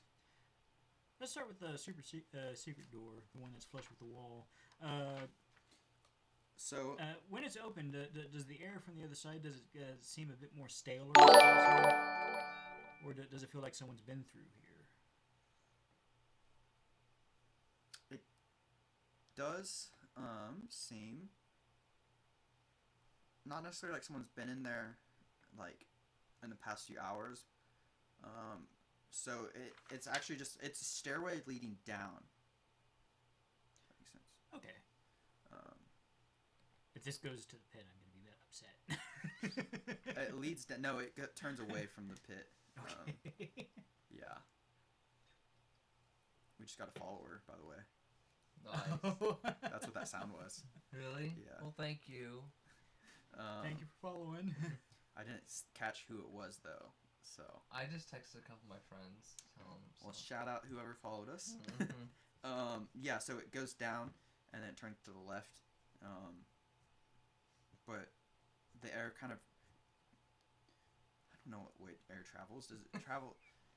It depends if there's a draft. Yeah, there's not really much of a draft. I guess there probably would be. It goes down because it's cold air, so the draft kind of goes in that way. It doesn't come out. So we feel like there's something pulling us down there, like, but it's just No, air. it's just it's just the air. It doesn't feel like a pull.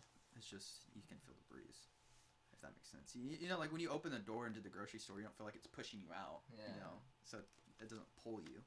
Right. Just opening the door causes the air to move, and It was Draconis trilectus. Constralectus. Thank you, Draconis. But yeah, you guys going down, or are you gonna go check out the other door? Should we go check out the other door really quick and then go down the tunnel?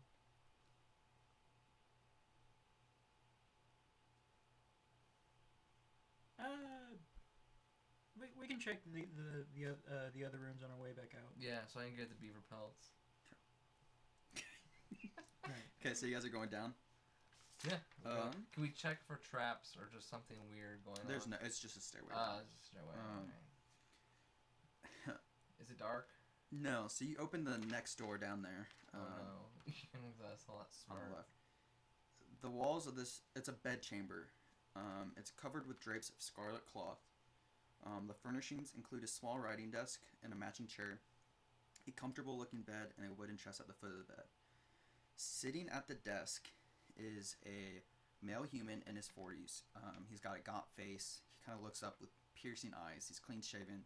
He's got black hair, and it's kind of slicked back, medium length, like shoulder length. And there's strands of gray kind of underneath his hair a little bit. He's got a cloak on with the scarlet cloth tied around where you can see, like, on Sildar, there's a braid insignia. You can see it was ripped off on where, like, the same kind of pattern, if that makes sense, is there. And there's a beautiful glass staff leaning against his chair within easy reach. Of him or us? A glass staff of him. Like, he can grab it. And he looks up at you. Can I, and he grabs... I was like, can I was gonna, like... No, it's not within easy reach for you guys. I know, and I was... Well, not, like... Can I use, like, what's the thing that I can, like, move things? Am I able to move things? No. You're thinking mage hand. Yeah.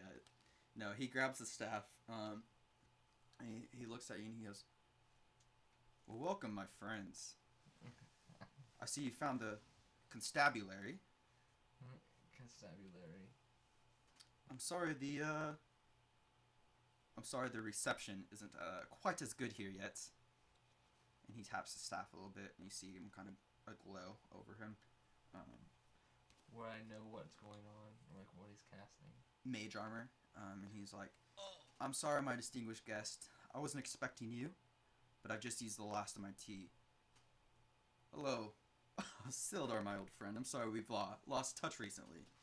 And Sildar just looks shocked. Like, he looks completely dumbfounded. Who this is? Mm-hmm. History between you two. Perhaps we can And he's... diplomacy through this then. And he goes, "Iorno? Your glass staff?" And he's like, "Well, don't look so surprised. I've come to do exactly what the Braid asked me to do. Establish law and order in Phandalin. I set up a constabulary, just like you guys have asked me to do. All my constables are around town. Some of them get involved in unpleasant business, but... I mean, let's be honest, they're doing exactly what the Braid does. Establishing order. Choosing who gets to be in power. Are you really that surprised? You know, we're looking for receptionists if any of you want to apply. But it's been very good having you. I'm sorry, I've got a little bit of business to get back to. If you guys wouldn't mind going back out the way you came." What do you mean by business? Private business for the constables. Would you mind answering at least one question for us if you don't mind, sir? What is that? The black spider? The black spider? No. I'm not going to answer that. That is private business. You are private property. Government property. What does he mean by government property? This is my constabulary. I'm going to have to kindly ask you to leave. And Sildar does not look very happy right now. That we're getting asked to leave? That Iarno, who this is... Iarno, was he in town earlier? Iarno is the guy that Sildar came looking for because he went missing. He thinks something happened to him. Iarno is Glassstaff. Okay. So he left the Braid. Basically, he's going against the Braid. So maybe... damn. So, I'm... Okay, let's... Well, he's not willing to answer the question about the Blackstaff, but what about the necromancy? Aren't you anti-necromancy? Is he doing necromancy stuff? Yeah, I mean, I was like, so if you don't mind, what was that gentleman with the eye up there doing? Was he just another guard? Was he helping you out? The Nothic? Yeah. Oh, my friend the Nothic. He just was looking for magical secrets. We made a deal. He's just been guarding the lair for us. Nothing more. Was. I guess we have a new opening in position. If any of you guys would like to join the Redbrands. Had a very poor first time with the Redbrands earlier today. I mean, some of them do deal unpleasantly. You see him kind of like creeping back. Okay, idea. Attack. I mean, okay. So I say, hey guys, maybe we should leave and like motion to everyone to kind of start walking back to the door. And is this okay with you? What I'm about to do? Well, I'm gonna attack him. That's what I'm gonna do. like no, I'm gonna hopefully catch him off guard by like telling everyone to leave, and like as we're walking up, then going back, then we're gonna attack. You know what I mean?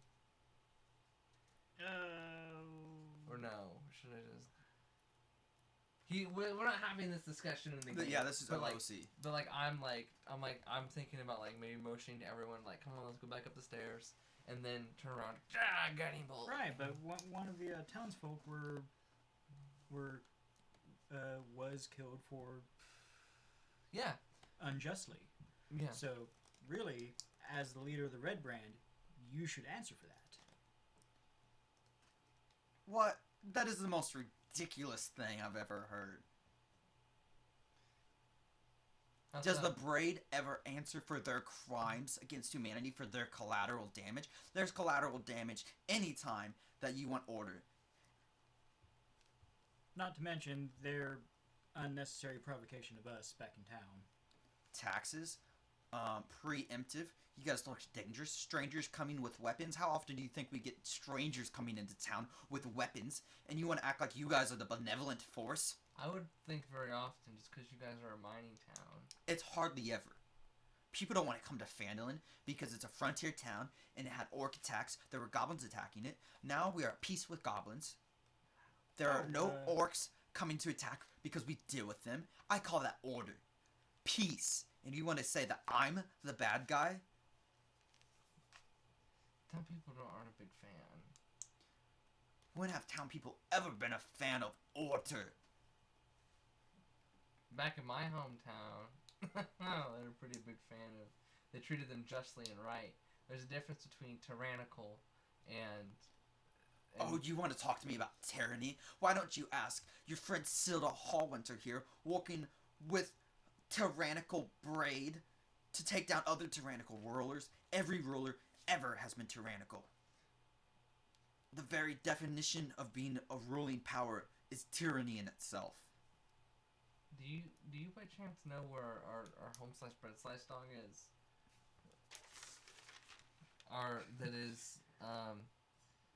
Gundren Rockseeker? Gundren Rockseeker? If I did, I wouldn't disclose that information, and now you are trespassing. You have one more warning. It's time to leave. Okay. Now. I think it's best that we go, guys. And so let's what's Sildar's reaction overall? It is just we've noticed, like what we noticed from you. He looks very angry, and they start kind of arguing and having, you know, in a lot of movies, like long movies where like the main characters and like the villain and the hero are close friends, and then they split apart because they have a difference in ideology. They have that kind of argument, you know, like how you could probably tell that Iarno disagrees with what the Braid stands for now.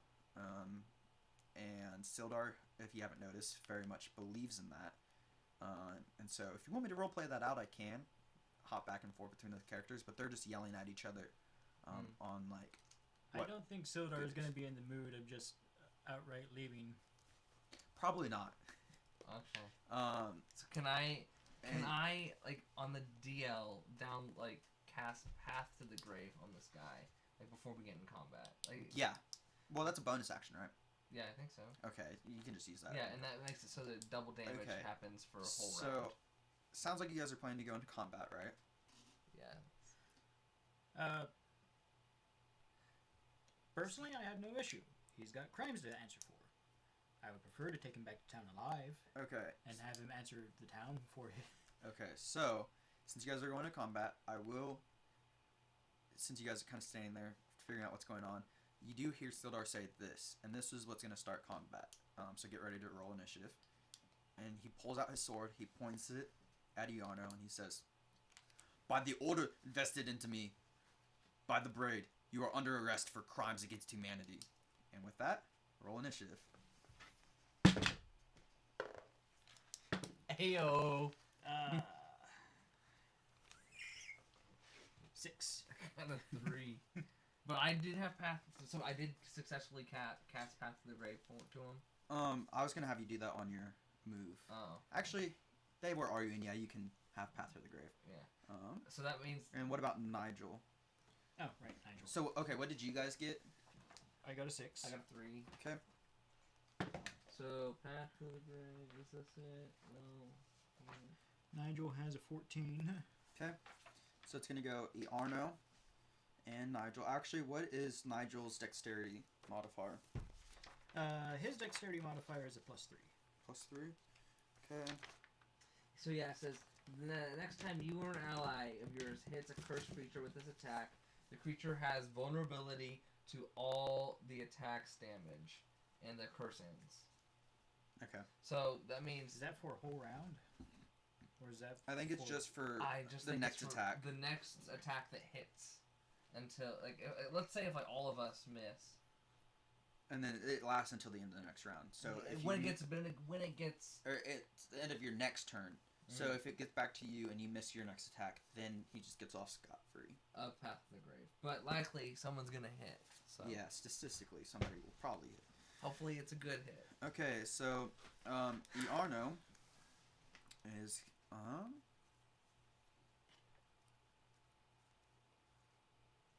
okay.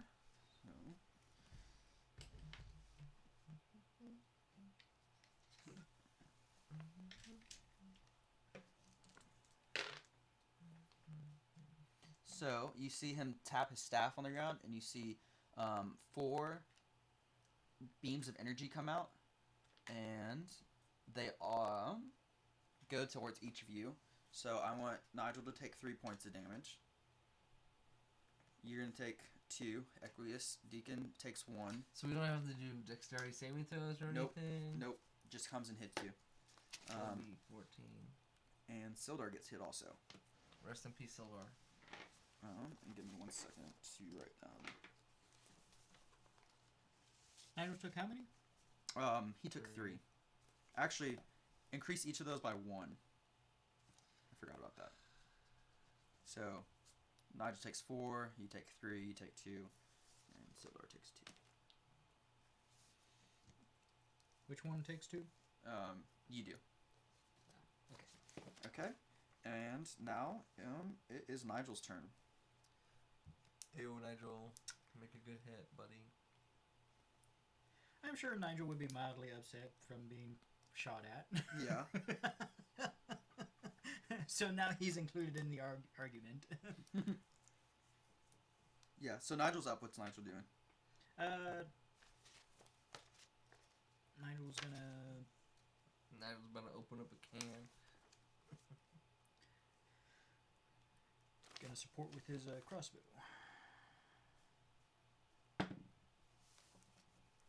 Ayo. Does a 20 hit? Is it nat 20? Nat 20, no, just Okay, so regular 20.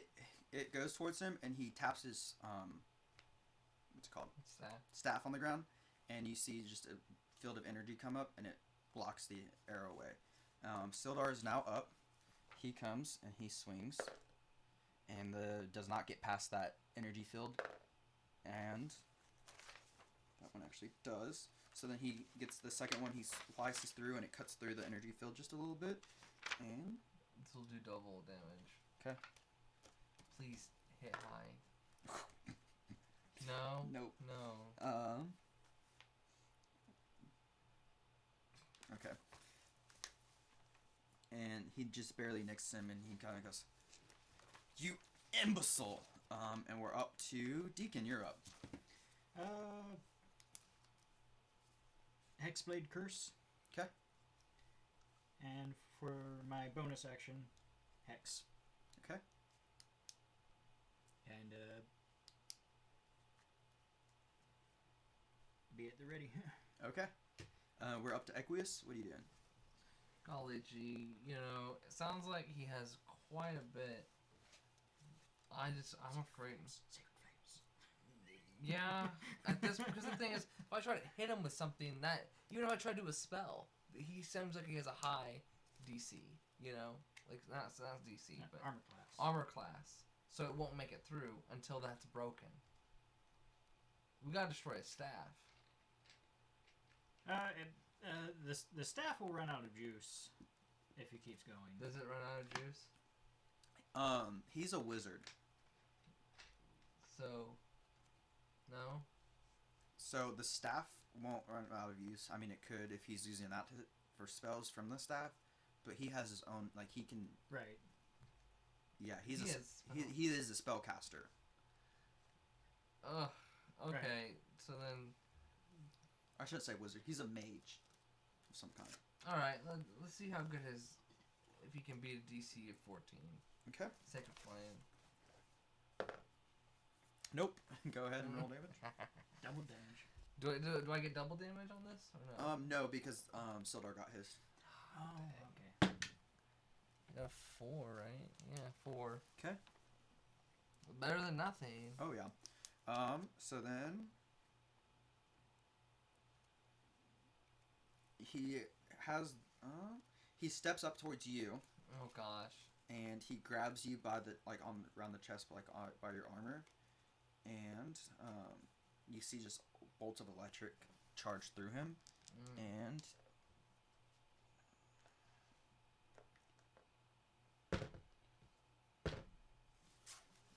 does a what is that? Does a 24 hit? Oh, of course it does. Okay. So you are gonna take 2 lightning damage. Yeah, And then- I am. That is okay with me. And he holds his staff towards Equius. Equius, I want you to make a wisdom saving throw. Me? No, not Equius. Deacon, sorry. Oh. Deacon, make a He wisdom touched me, right? I can touch. I'm gonna touch A him. wisdom back. saving throw? Yeah. I'm touching him. I'm gonna touch him back. 23. Okay. Nope, you're good. Okay. Where'd it go? He tried to cast Hold Person on you and to kind of just paralyze you, but you broke free. And so with that, Nigel's up. What's Nigel doing? He's gonna get touched. I'm touching him. I'm touching him. He's gonna get killed. Nigel, what do you got, man? That was Nigel's. Should he bust up the sword? Start crowding space. It He's gonna do the link. Spin, you know what I'm talking about? Like, we make links. yeah, just kind of keep things with the crossbow.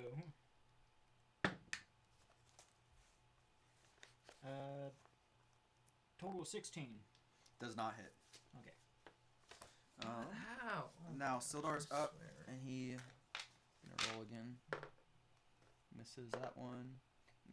Misses both of them. We are up to Deacon. Deacon, you're up. This is gonna be horrid. We're gonna die. This is how we die. Eldridge Blast. Okay. You have his hex still, right? That hex thing on him. Does that only affect you, or would that have That affected affects me. other people as well? That affects my attacks specifically. Only yours? That one. Oh, no. Okay. Equius, you're up. He's dead. Okay, he's within touching distance, right? Yeah. Alright, can I... What's that mean? touch him? You just touched the table. Yeah, I know. Touch the table? Yeah. I'll do a Inflict Wounds. Okay. Says, make a melee spell attack against a Okay, creature roll you can for it. reach. D20, right? Mhm. And what is it, just the spell attack bonus? So I'd use Yeah. my plus 6. Okay. Ooh, that's a 19 plus 6. Yeah, that hits. Oh my gosh. Okay, so 3d10 necrotic damage. Oh yeah. Mama needs a new car. Oh, juicy. 13. 13. Okay, so as you're doing that, he kind of cringes and yells and he goes, "Alright, stop!" And he drops his staff. And he just, it's his turn to an initiative, and he just puts his hands behind his head. "I give up. I'll be a good boy." And Sildar moves in, and he starts tying his hands behind his back. And he also gags him with the rope, too, so he doesn't talk. How bad was he hurt? Pretty bad. He's almost dead. He is pretty bad. It's bad enough that he gave up. So that did a good chunk on him? Oh, yeah. Oh, yeah. Okay, I'm happy now.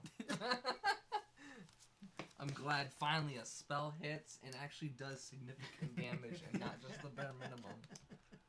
Okay. So he's gagged and tied, right? He's gagged and tied. You're in his room. Okay. He can't talk, can he? No. I mean, you can ungag him, or you can ask Sildar too. Sildar kind of is taking over him. And from this point on, like, if you run into any more combat, Sildar's going to be kind of taking care of him. We have him as a hostage. We got negotiation tactics here. You know? Well, Sildar is not going to let you... What? Like, use him as a negotiation, like...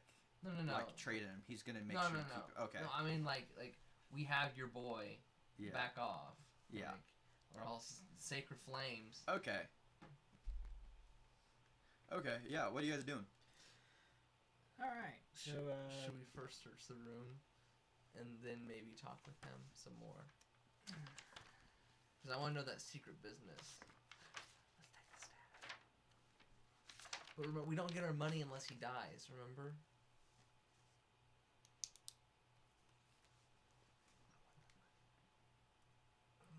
I'm joking, no. I'm like, your alignment's going down. What's happening? No, that's okay. That's perfect. This is good. Half of them is good. We got plenty of gold from that chest, too, so more than we thought. So, anywho, yeah. Should we search the desk he was at? Yeah, I'm going to search the desk he was at to make sure to see what that secret business was, what he was writing on. And things. Yeah, there's various papers and notes just stacked neatly. Many of them are just written orders to apothecaries and alchemists for just materials. You find a letter signed with the black spider symbol. It says, Lord Albrecht, my spies in Neverwinter tell me that strangers are due to arrive in Phandalin. They could be working for the dwarves. Capture them if you can, kill them if you must, but don't allow them to upset our plans. See that any dwarven maps in their possession are delivered to me with haste. I'm counting on you, Iarno. Don't disappoint me. And then you just see a black spider symbol. Oh, Dwarven okay. maps and... So, they knew about us coming in. Right. But I don't have any dwarven maps. Do you have any dwarven maps? I don't have any dwarven maps. Yeah, you guys don't have any dwarven maps. That's... Sildar? Nope, I don't have any dwarven maps. I'm gagging for a second. I want to talk. What's with this letter? This is Sildar's hand. The letter's from the black spider. I can see. What else can you tell me about the black spider that you haven't before? I can tell you that the black spider is a drow.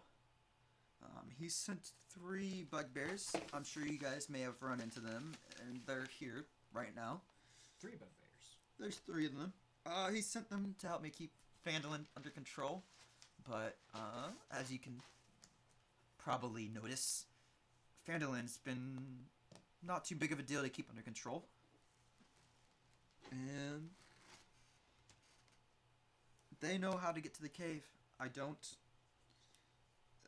The black spider is currently searching the cave for the 4 dispels. You know, the ones from the Fandelver's Pact. And, I haven't told anyone from the Braid about my betrayal. Okay. We appreciate your honesty and you talking to us about what's going on.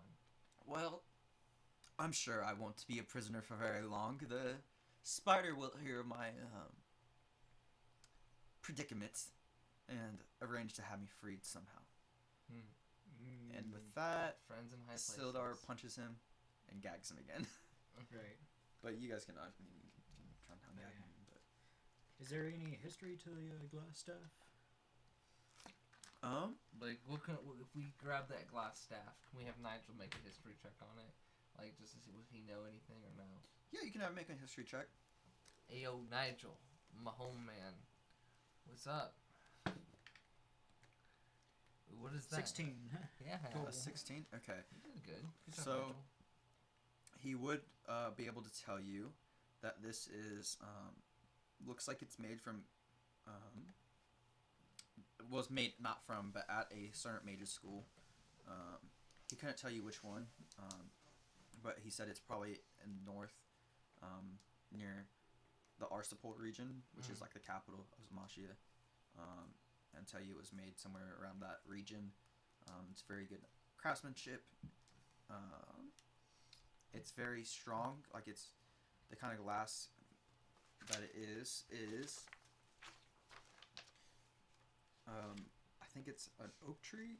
Is what it is. Let me see. Yeah, it's strong as oak, but it only weighs 3 pounds. It makes your armor class higher, and can help you cast Mage Armor or Shield. That's perfect for me. Yeah, you can use it as an arcane focus. What have I been casting things with? Your shield, which is really nice because it gives you higher armor. Your shield gives you a +2 to your armor class. Mm-hmm. So this would actually be a downgrade for you. Well, can't I have shield on one hand, staff in the other? The thing with that is you can't use your mace at that point. Yeah. But I could do that, right? Kinda.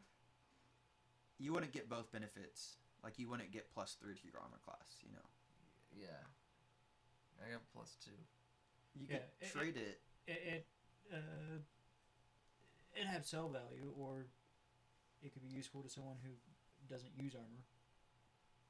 Yeah. I'll hold on to it for now, I guess. Okay. Earner doesn't look very happy that you guys are talking about taking his equipment. But yeah. You can hold on to it for now. Give Yarno to the braid, and we can give glass staff to our other employer. Wink. Yeah. Proof As that evidence. glass staff is dealt with. Evidence. We proof that glass staff is dealt with. Yeah, evidence. Yeah. Okay. Okay. So, regardless, I'm gonna hold on to it.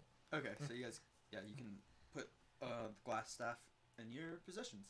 Awesome possum. I got a Yeah. glass staff.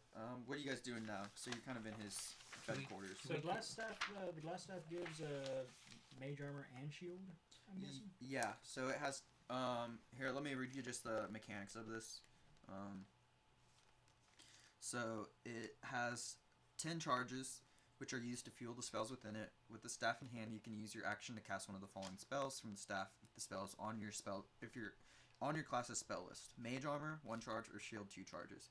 So it has to be on your spell list to do those spells. No components are required. I have Shield of Faith. That's different than Shield. Right. So you could use it for Shield. I've got shield. Yeah, and if you have Mage Armor on your list, you can use it for that. I don't have this. So it'd be useless. Mage armor is something I can get eventually. Well, if it's on your list, you can use it just through It's not on the warlock list, but it's in my invocation setup. Like if I were to eventually select it as an invocation, Gotcha. It's not in my list until I select the invocation. Gotcha. Well, But- Shield is. But if I select it as an invocation, but that means Yeah. I have mage armor regardless without a spell slot. Yeah, so Shield, though, takes 2 charges as 10 charges. Staff regains 1d6 plus 4 expended charges each day at dawn. If you expend the staff's last charge, roll a d20. On a 1, the staff shatters and is destroyed. So that means I would be able to cast 4 spells a day instead of. no, that doesn't have any. It has charges. So if you have Mage Armor or Shield on your class spell list, which I don't know if you do or not, you can cast those, and it doesn't affect your spell slots. It takes charges from the staff, and the staff recharges a certain amount each day. But if you use all the charges before the end of the day, there's a 5% chance it'll break, and you won't have it ever again. Okay.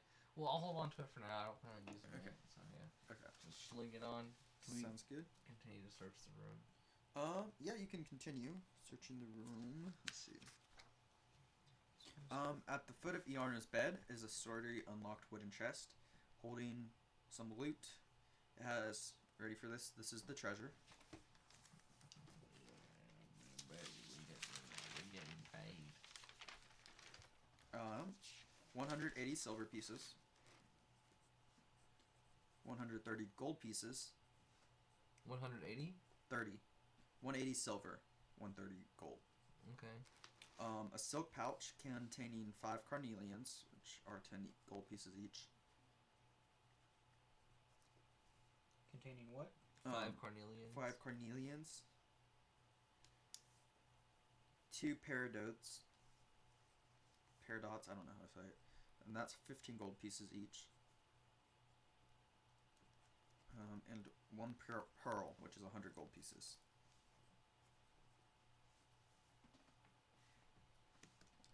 It also has 2 scrolls. One is Charm Person and one is Fireball. Hold on to that fireball for sure. That'll be a game ender. Or party starter. White party. Okay. And we'll divide these when we get there. I wrote it on this page. I also wrote the other chest as well. So we'll divide up all that gold and silver. And try to sell those things. Yeah. Apparently there's still 3 bugbears around. We killed one. No, what we killed wasn't a bugbear. It was the... That was a Nothic. Nothic. No. Like in this thing, there's 3 bugbears still. Yeah, like in this... Not the bugbear that you killed. This is what the Nothic looks like, by the way. Oh, that's cool. All in my note. So there's in this cave there are 3 bugbears. It's not really a cave. It is, like there was a cavern that you were in where the Nothic was, but you're in rooms now. Like there was that finished room, and you're in a room down those stairs. We literally just skip everything. Like we skip all the enemies and just go. We just go straight to the boss room. Well, you did get learn how to get into the secret entrance that they go through, so it's not like, and then you found the secret door there, so it wasn't that difficult. Oh, so all the guards are actually in the manor. Well, there may be, maybe not. You don't know exactly how many people are here, or how big it is. That's a good question. Maybe we should ungag the poor sap and ask him. You want to? Yeah.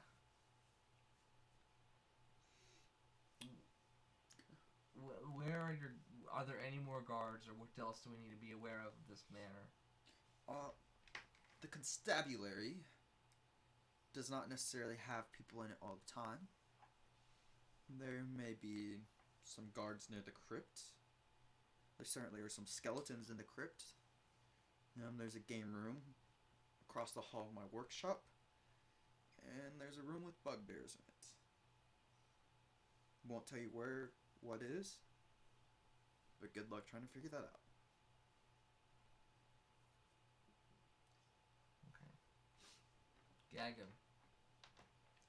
Gags him. Okay. And he's like, but my stop.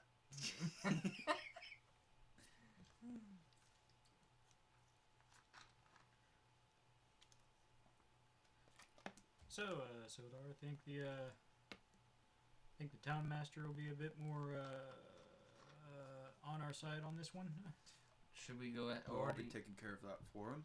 Do you think we should go take care of those bugbears while we're here? I would like to take him back to the jail as soon as possible, if you guys don't mind. Yeah, let's do that. Of course, you guys can stay here. I think you guys have this under control now. Or we can take him back. We can always come back to the mansion. I just don't want... If we can kill the goblins off. Do you think we should just kill off the goblins while we're here? You mean the bugbears? Yeah.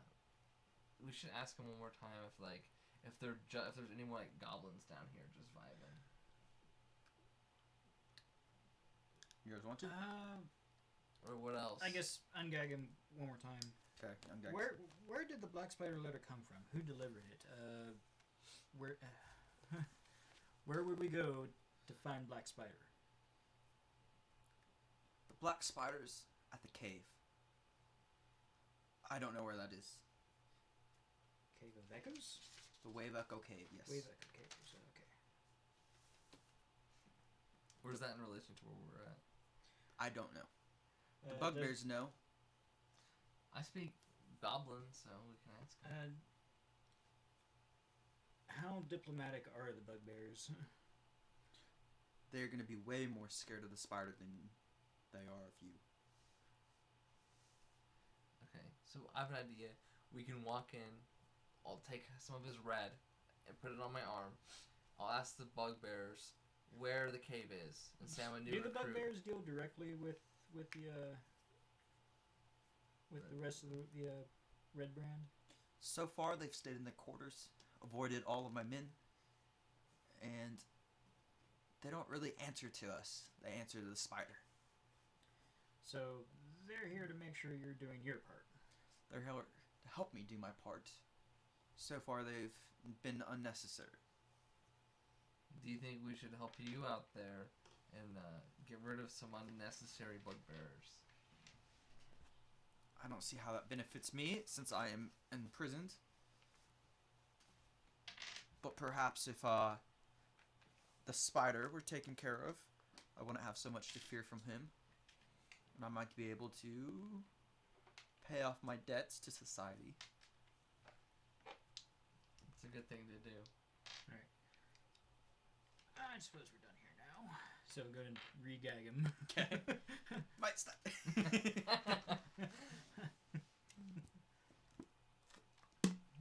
So you guys staying here? Take a nap on his bed? I'm okay on hit points. Like if you want Yeah, to go, you can chug that other potion if you need. Where are you at? You're at 13. I'm at 11. That's Did we get XP from that battle? Yes, you did. Sorry, I forgot to reward XP. You guys get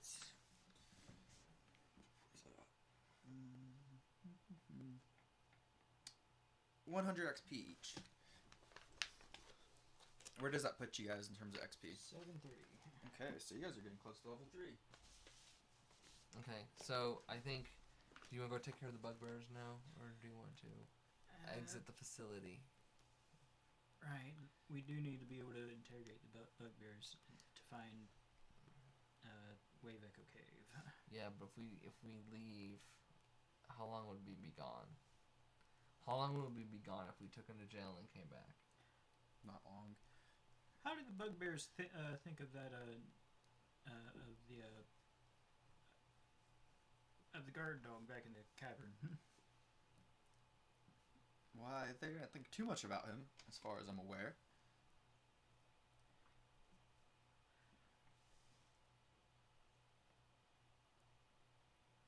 All right. Do what you want with him. Sildar will speak up now and say, you guys are talking about finding Wave Echo Cave. Didn't they say they took Gundren to their castle? Right. What's more important? Wave Echo Cave seems to be the next clue to finding where that castle is. And this guy doesn't know the castle, does he?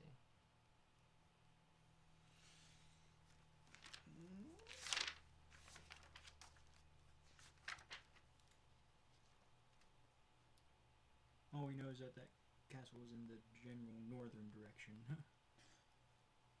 Well, if these goblins, bugbears, are working for the spider, it would make sense they would be at the same tribe.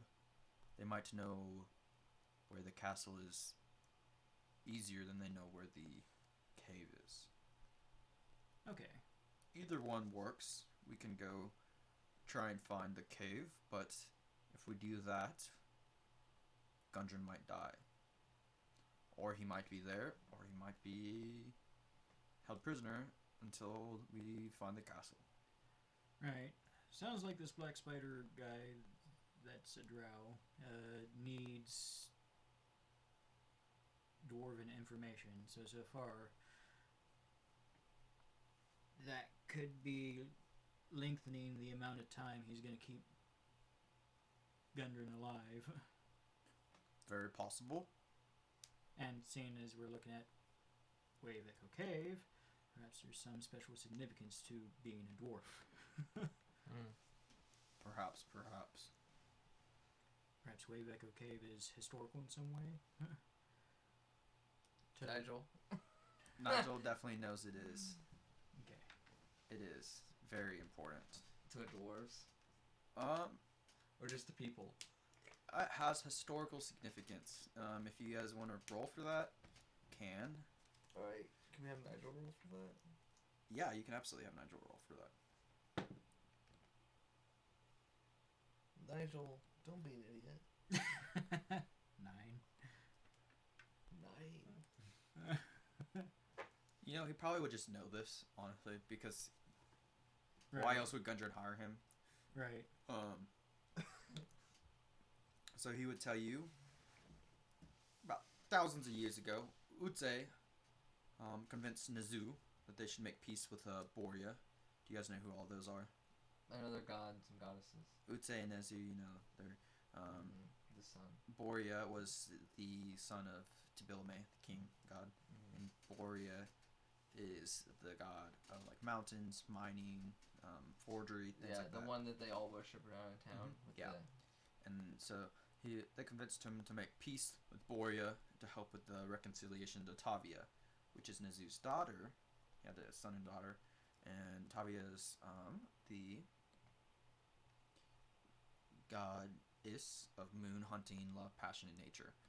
So reconciling them together. The orcs were running rampant over his newly sprouted Bardasera Mountains, Borea's mountains. They helped him to secure a mine known as Wave Echo Cave from these monsters. The mine provided much wealth to the settlement of Phandalin and was a wellspring of magical energy. Soon the Borean smiths were sent to build weapons for followers of Nazu and the Order of the Raven, which is Utse's order. And they went to war with the orcs. Boria crafted special weapons for his friends in this new forge known as the Forge of Spells.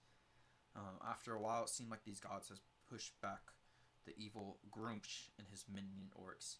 So they went on back to their business. Nazu went to ruling the underworld, Utse went to settle a new kingdom in the east, and Boria continued to travel and create mountains.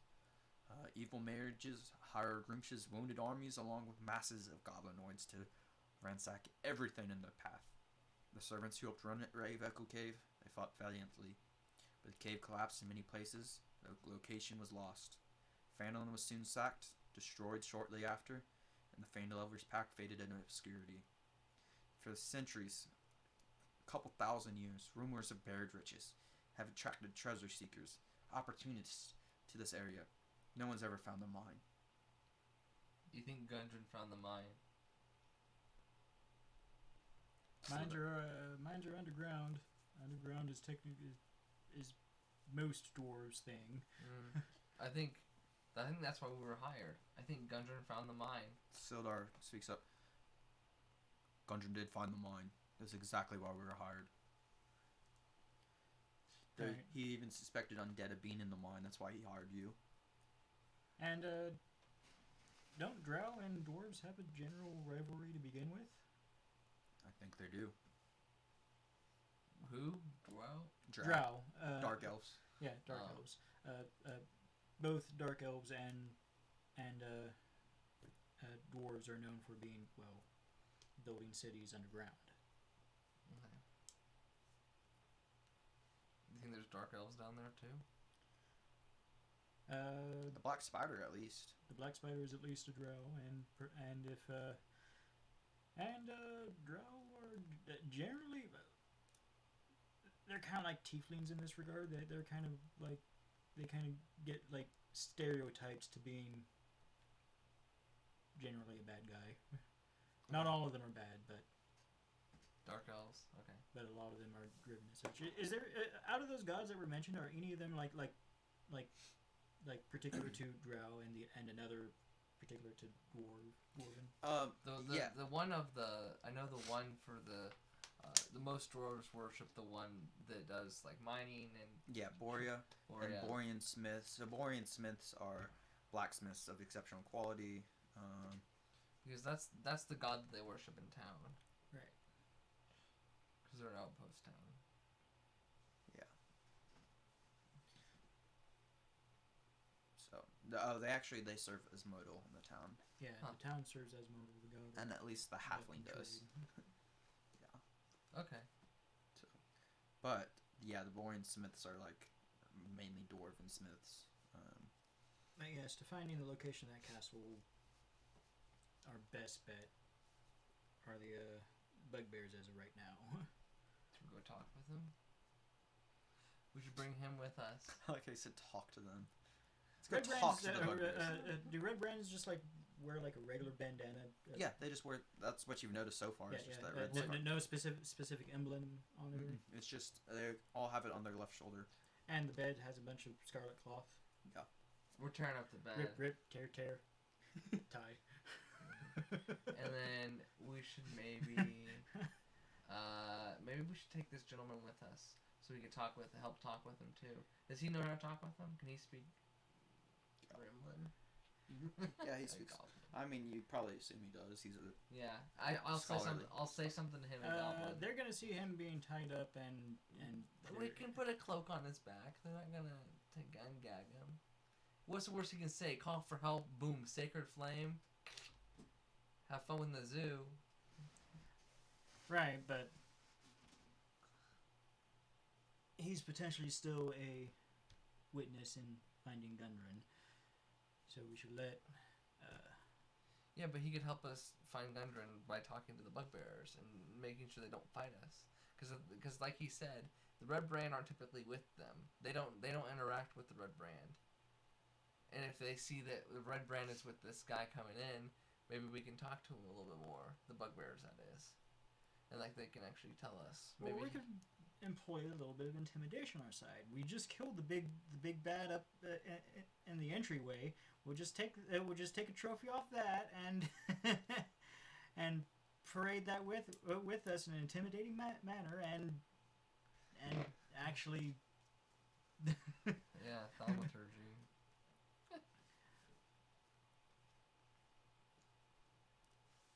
Right. Okay. Anyways, let's get this guy off to jail, and then let's take care of these bugbears. So you guys are all going back to jail or going to take him to the Townmaster Hall for jail. Yeah. Right, we want to make sure. On our way up, can I grab some more of the raccoon skins? Yeah, you can grab all of them if you want. Yeah, and take them back to town and throw them in my room really quick. The beaver pelts. Yeah, beaver. Raccoon pelts.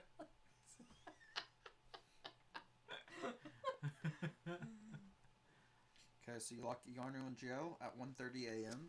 and you're going back to the Redbrand Hideout. Yeah. Okay. Are those guys back at the entrance? Oh, I bet when we were coming out, they must have saw. I was about to say, yeah, they are. But they didn't see us. No, they just came out. Like I was about to just say, like they're coming as you're coming out.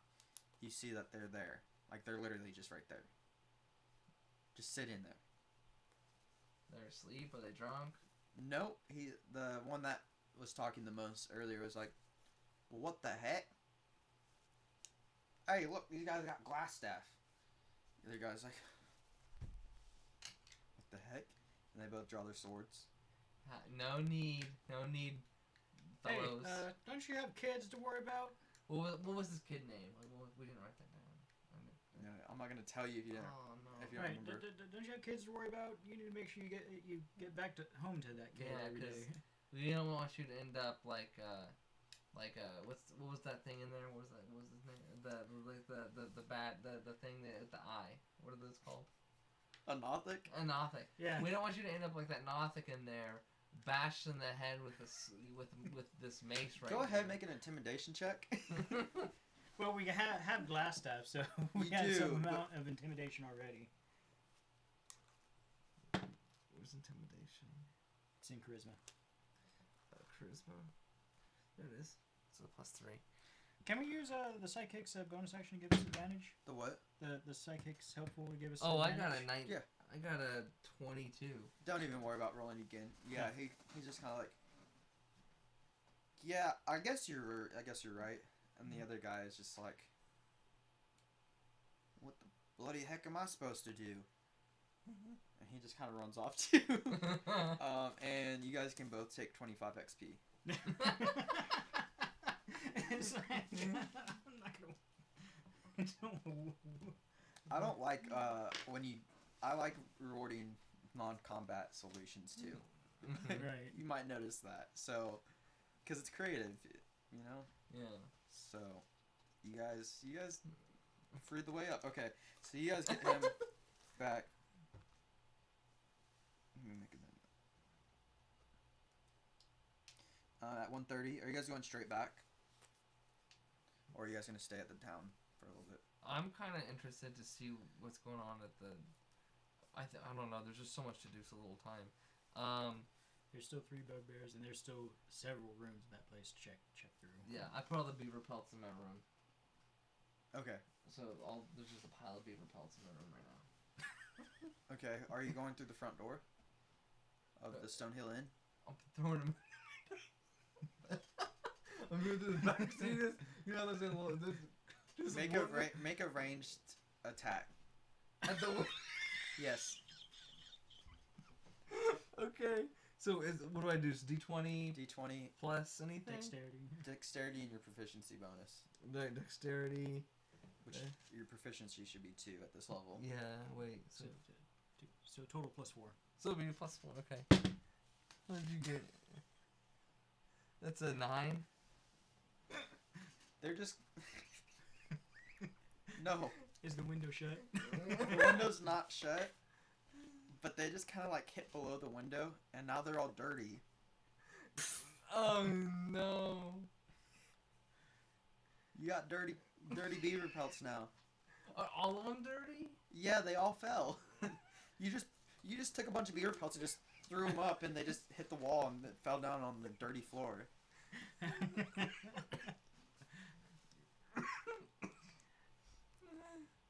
Oh. Hey, can I try again? Yeah, go ahead, roll D20. Make the same attack. So it's a 13, but +4. Yeah, they go in this time.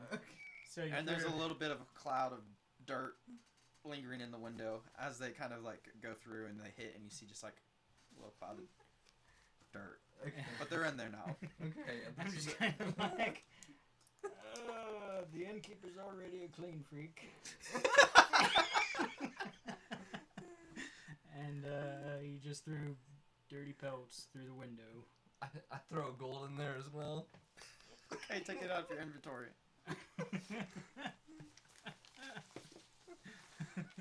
Okay, what are you guys doing now?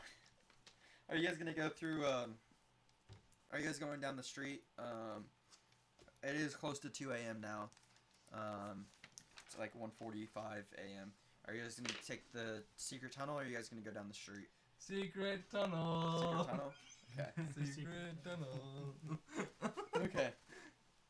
You guys go back in. You guys are back in there to the cavern. And which way are you guys gonna go? Do you guys want me to remind you which ways you can go? Yes, there's supposed to be another door where we found the secret door. Yeah, there's that one. And there's 2 passages on the left, one in the north and one in the south on the left side of the cavern crevice area, and then there's one to the right on the south side, and then there's the door on the right of the door, that room, the secret door.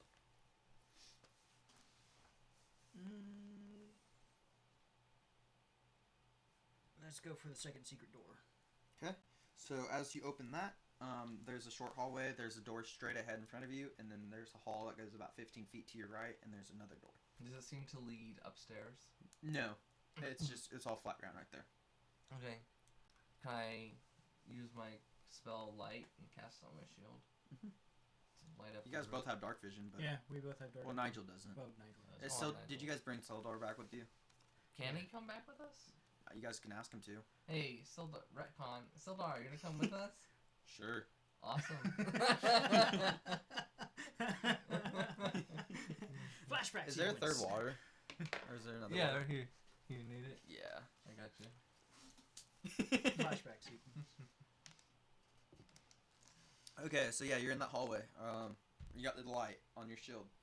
What are you doing now? So there's those two doors. There's the one that's right when you walk in, and then there's the one 15 feet to the right. It's a pretty short hall. One that's closest to us. Okay, it is locked.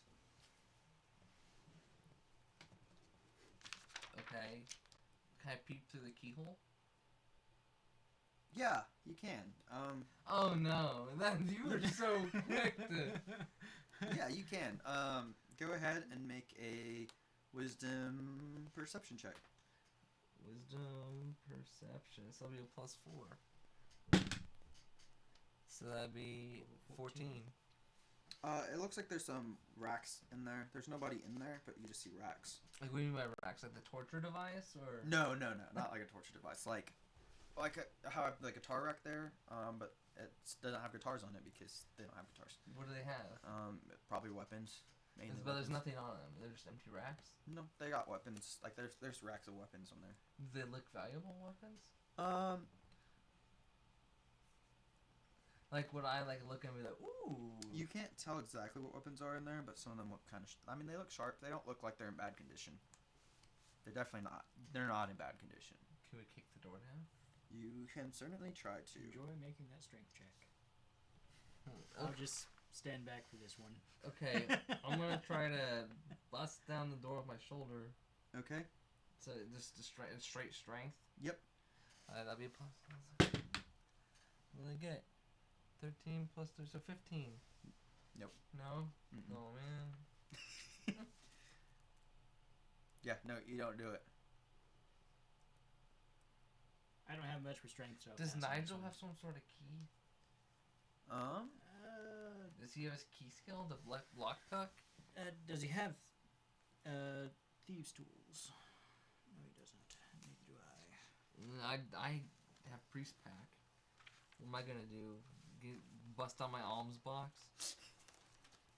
Didn't you put something in your alms box? Yeah. last session? I took the coins off the dead bodies and put them in the alms box. That's and said, right. thank you for your patronage. Oh Or yeah, something like that. that's right. That's right.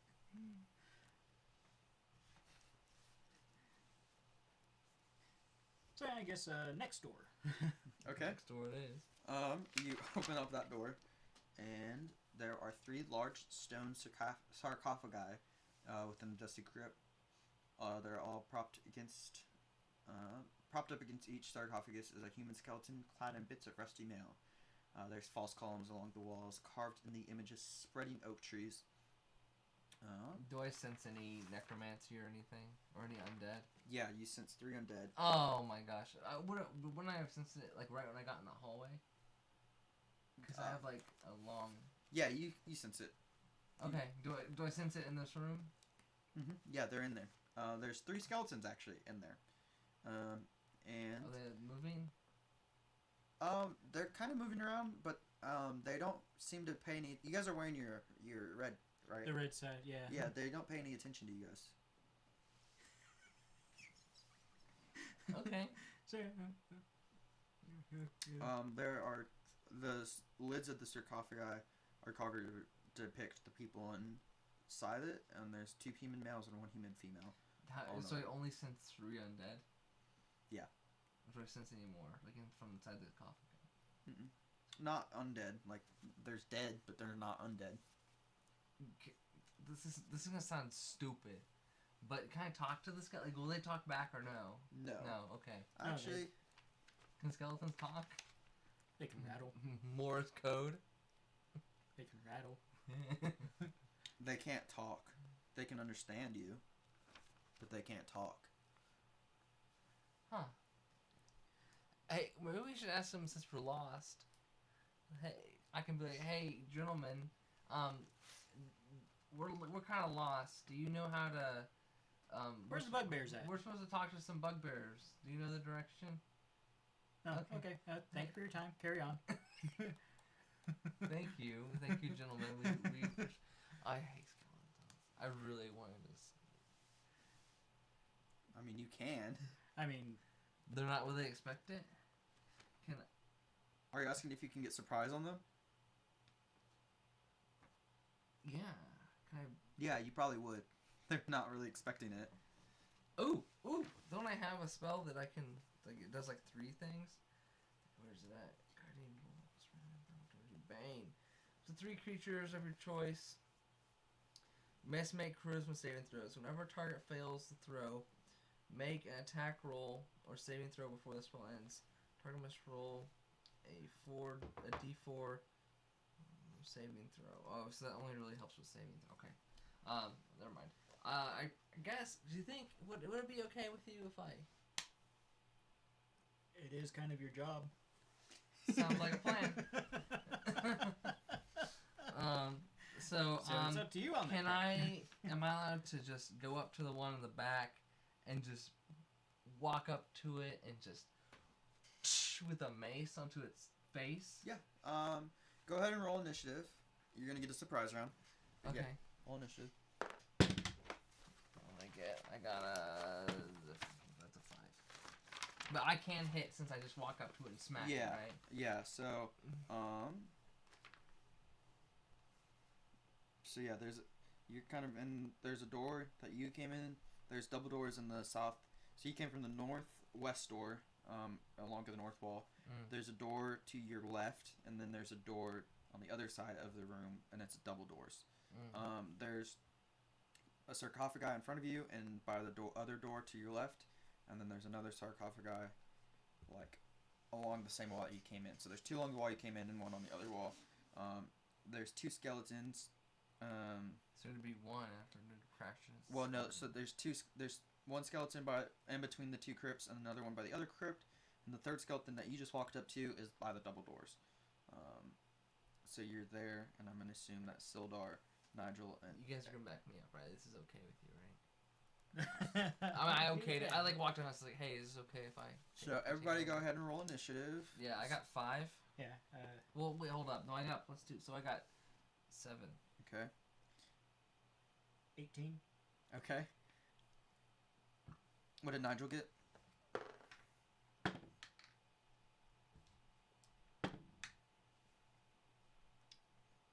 Nigel got 22. Okay, so Nigel goes first. Hold up, but I just bashed him in the head. Deacon will go second. Sildar. Oh, this is a surprise round, isn't it? So Yeah. they're not gonna attack. Sildar will go third.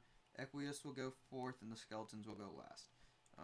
Nigel's going to be using his action to give you that double thumbs up, being helpful. Okay. Like, go for it. So the skeleton in the back, skeleton left, skeleton right. That's what we're gonna call them.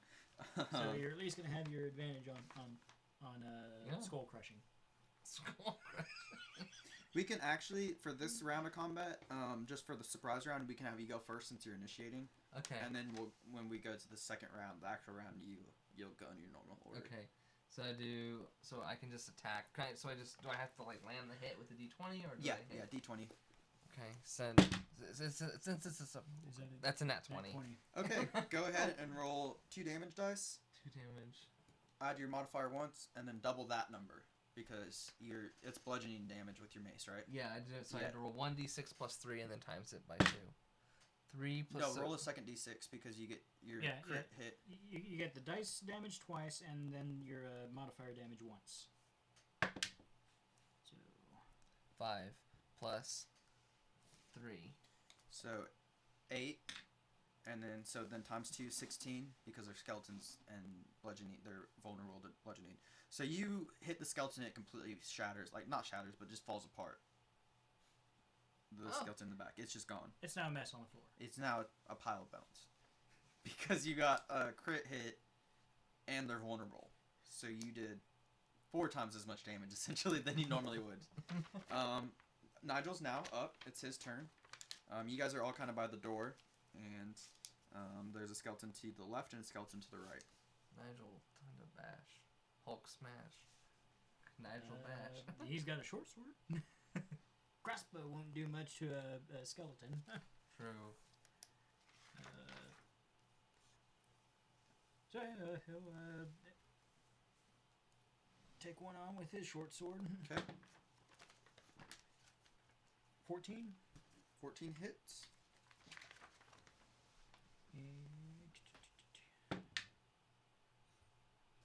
8 damage. Okay, was that the left or the right one? Right one.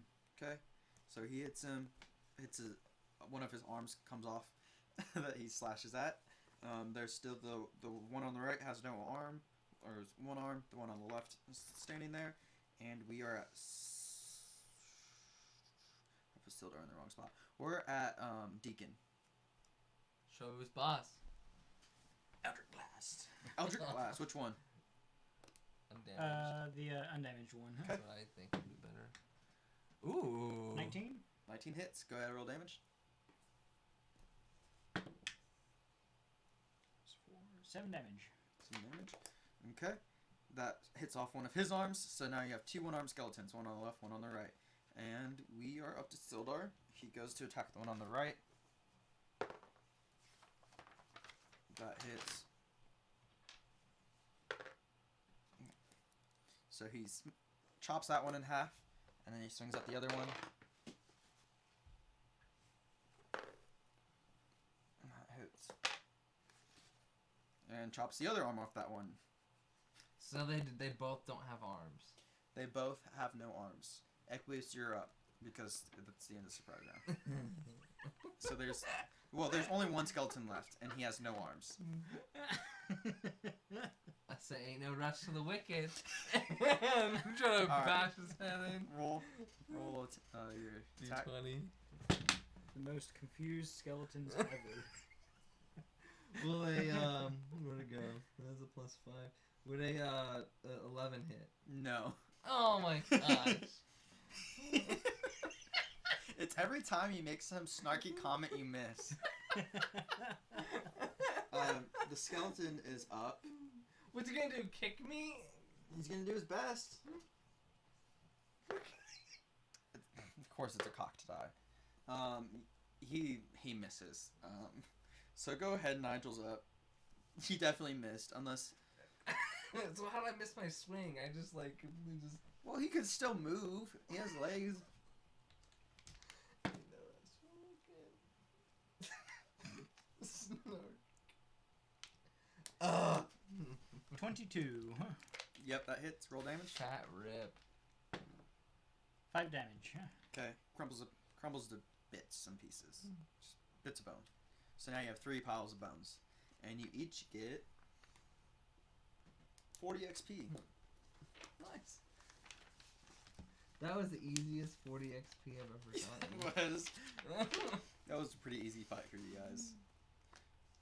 Of course, you got a surprise round, and you were able to kill 2 of them in the first round of combat. I suppose each skeleton went to its own sarcophagus. Huh? Yeah.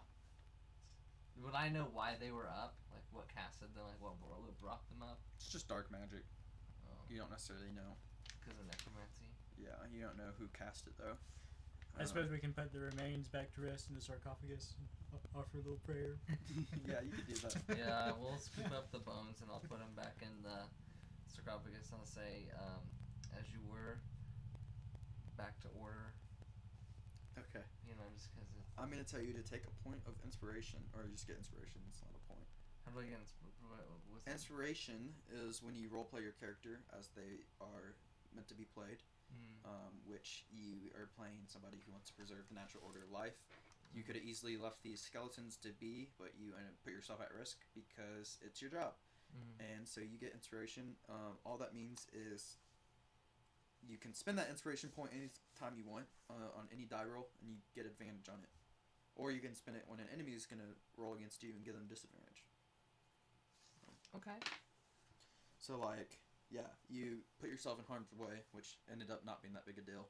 But you put yourself in harm's way and your group. I mean, yes, it was okay. But you risked your guys' safety to kill undead. When it was very optional. So, yeah, take that inspiration and leave. Just kidding, don't leave. Okay, so, yeah, you got those double doors towards the south on the east wall and the north. There's a single door. Which doors do we come? You came from the north door, northwest corner. There's One of those doors is locked with all the weapons. Nope, that was from the hall. You came out of the hall. Oh, we're out of this place now? Yeah, that was so the door on the north was that hall, and then on the east from that hall. there's that locked door. Okay. And the west of that hall was the secret door. So, yeah, you guys have. There's 2 doors that you haven't checked yet, basically. Onwards and upwards. Yep. What's behind door number 1? What's door number 1? The secret door, or not secret door? The south door or the north door?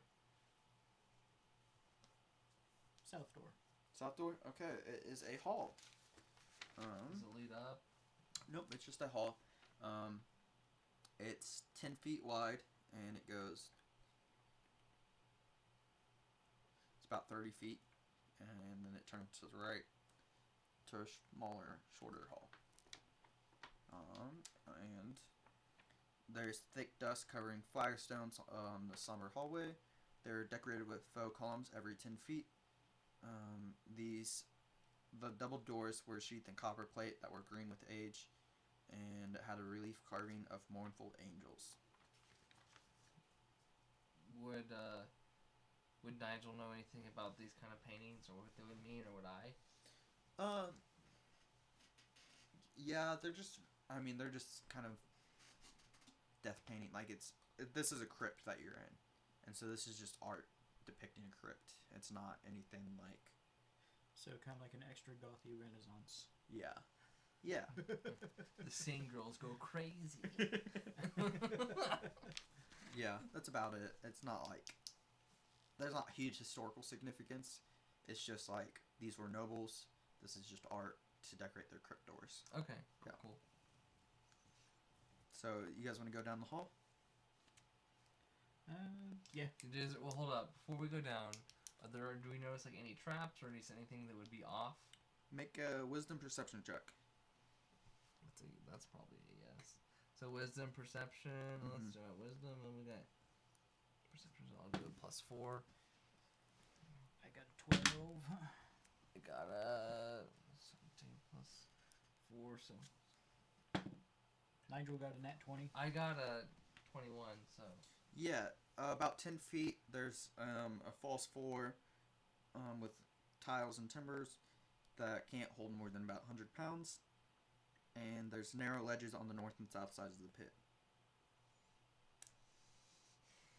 okay, so guys, hey, there's traps in here. So yeah, there are narrow ledges though that you can try to go around.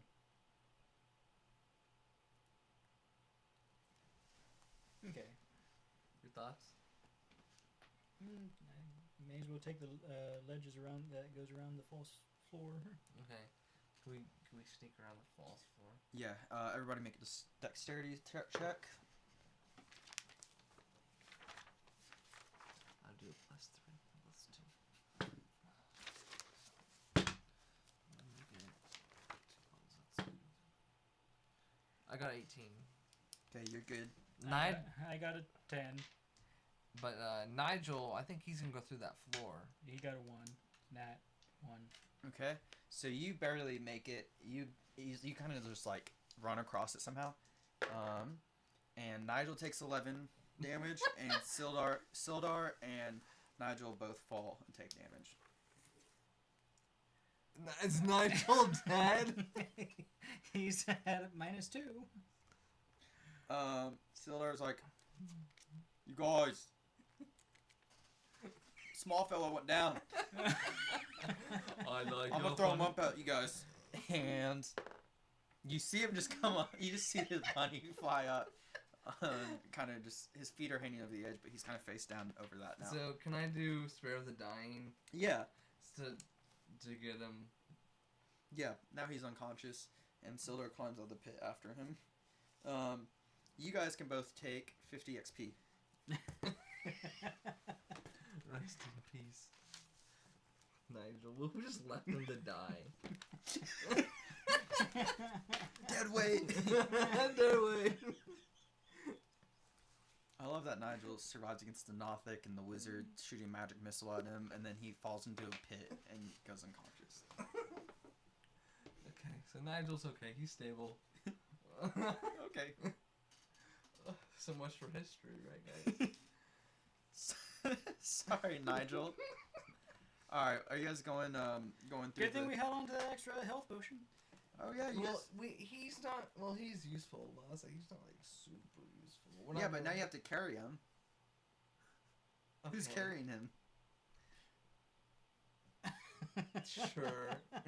Yeah, I guess I pick up him, pat him on the back, and just Give him the potion, yeah. or are you carrying him? We're gonna give him the potion. Okay. There goes her Give him potion. 2d4 plus 2 health. So he's at 1. So we add this to 1. No, he's at 0. So my cantrip doesn't. You spare the dying makes it so he doesn't have to do any. Spare the dying stabilizes. Yeah, he doesn't have any death saving throws, so he's stable, but he's at 0. And I don't have to like. I can just do that from a distance. Yeah, because you're grave domain, so you're able to just. Use that 7. Yeah, he gets up. I can't believe he fell in a pit and became unconscious. Okay, are you guys gonna continue? Yeah. Go through that hall. Yeah. Okay, so you walk into. You kind of come out as you go south through that door, and you're in between some stairs. To your right, there's a cistern of water, and there's some there's a door behind, like by that cistern, and there's barrels along the walls. So yeah, the east end has stairs, like 2 flights of stairs, and there's like a landing, and so the north landing goes over the doorway that you came into, and then there's that cistern on the west end, and then there's that door on the northwest of that, and the north and south of the west side has barrels just all around it. Okay. So, you guys doing anything in there? Set up for a short rest. I think we should. Yeah, you guys can do that. Yeah, I am at 11 hit points. So. Can I heal during short rest? You can spend a hit die, yeah. Yeah, can I do that? Mhm. Yeah. Wait, are we calling it? Are we ending it, or are we just doing a short rest? It's 5:53, and I do need to get back home. Okay, no, you're good. Yeah, so you guys are doing a short rest? Yeah, I think short we'll rest do a and- short rest and Okay. probably wind down. Alright. Sounds good. So you guys can spend your hit die and let me know how much health you're at. How much hit do I use? Like, what's the? It should say on your sheet what your hit die is. I think it's a D8, and you have 2 hit die, so you can spend 1 or 2 of them. Where's it? Where does it say where hit die is for to regain health? For sure. Oh. Okay, so your total should be 2 because you're level 2, and you're gonna use 1. So I use 1d8, or do I do Right. 2d8? Use 1d8, and I believe it's plus your charisma modifier, right? 1d8 plus your charisma to heal. I don't think you add. Or not charisma, but Constitution. I don't think you. Do you add your constitution? So I use total 2. So I use 1d8 to regain hit point to health, right? You roll a D8, yeah. But if I have a total of 2, does that mean I roll it twice? You can roll both. You don't have to spend both hit die, but you can. So do you can like spend 1, and then if you want more, like if that doesn't take you to full, you can spend the second one. Makes sense? You don't have to use both hit dice. Like you could, like if you roll your D8 right now and spend 1 hit die, and you're at full health, then you can take another short rest later and spend the other hit die. Or if you spend it and you're like, oh, I want some more health, you can spend your second hit die. I'll just do it here. So I'll do 1d8, and then I get plus, and is it plus charisma? Or, constitution? Yeah. Okay, so I'm really going to be full health. I roll right. So what did I get? What was this? 4. So 11 plus 4. So. And then if that doesn't put you at full health, you can spend another hit die, or you can leave it. And that's at 15. Okay. That's good enough. I would only be at... So Equius is at 15. I'll be at 17. Okay. Now I gotta add all our XP, and we gotta divide up the loot. You know?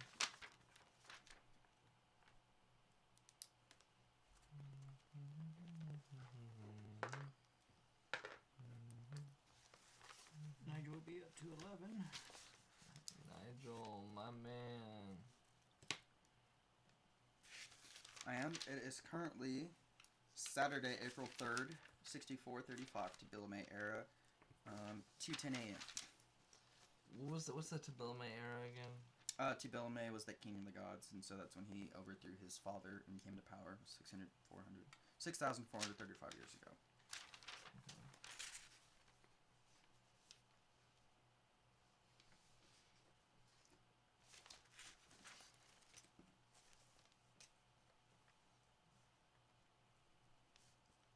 Okay, so are you guys dividing your loot now, or are you going to do that at a later time?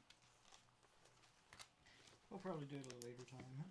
Do I get any spell slots back? Or No. short rest? Nope, but Deacon does. Yeah. Okay, so I don't have one spell. So Okay. there's one spell slot I don't have. Okay. Let me do the outro. Alright, anybody that's watching, Spar said get that loot. Thank you, Spars. Thank you guys for tuning in today. We're ending our session here. They're going to divide their loot next session and see what happens as they finish the Redbrand Hideout. And we will be back on same time, 3 o'clock next Thursday. And super excited to see what happens. Central Standard Time, yeah. So, thank you guys for tuning in today, and we'll see you next time.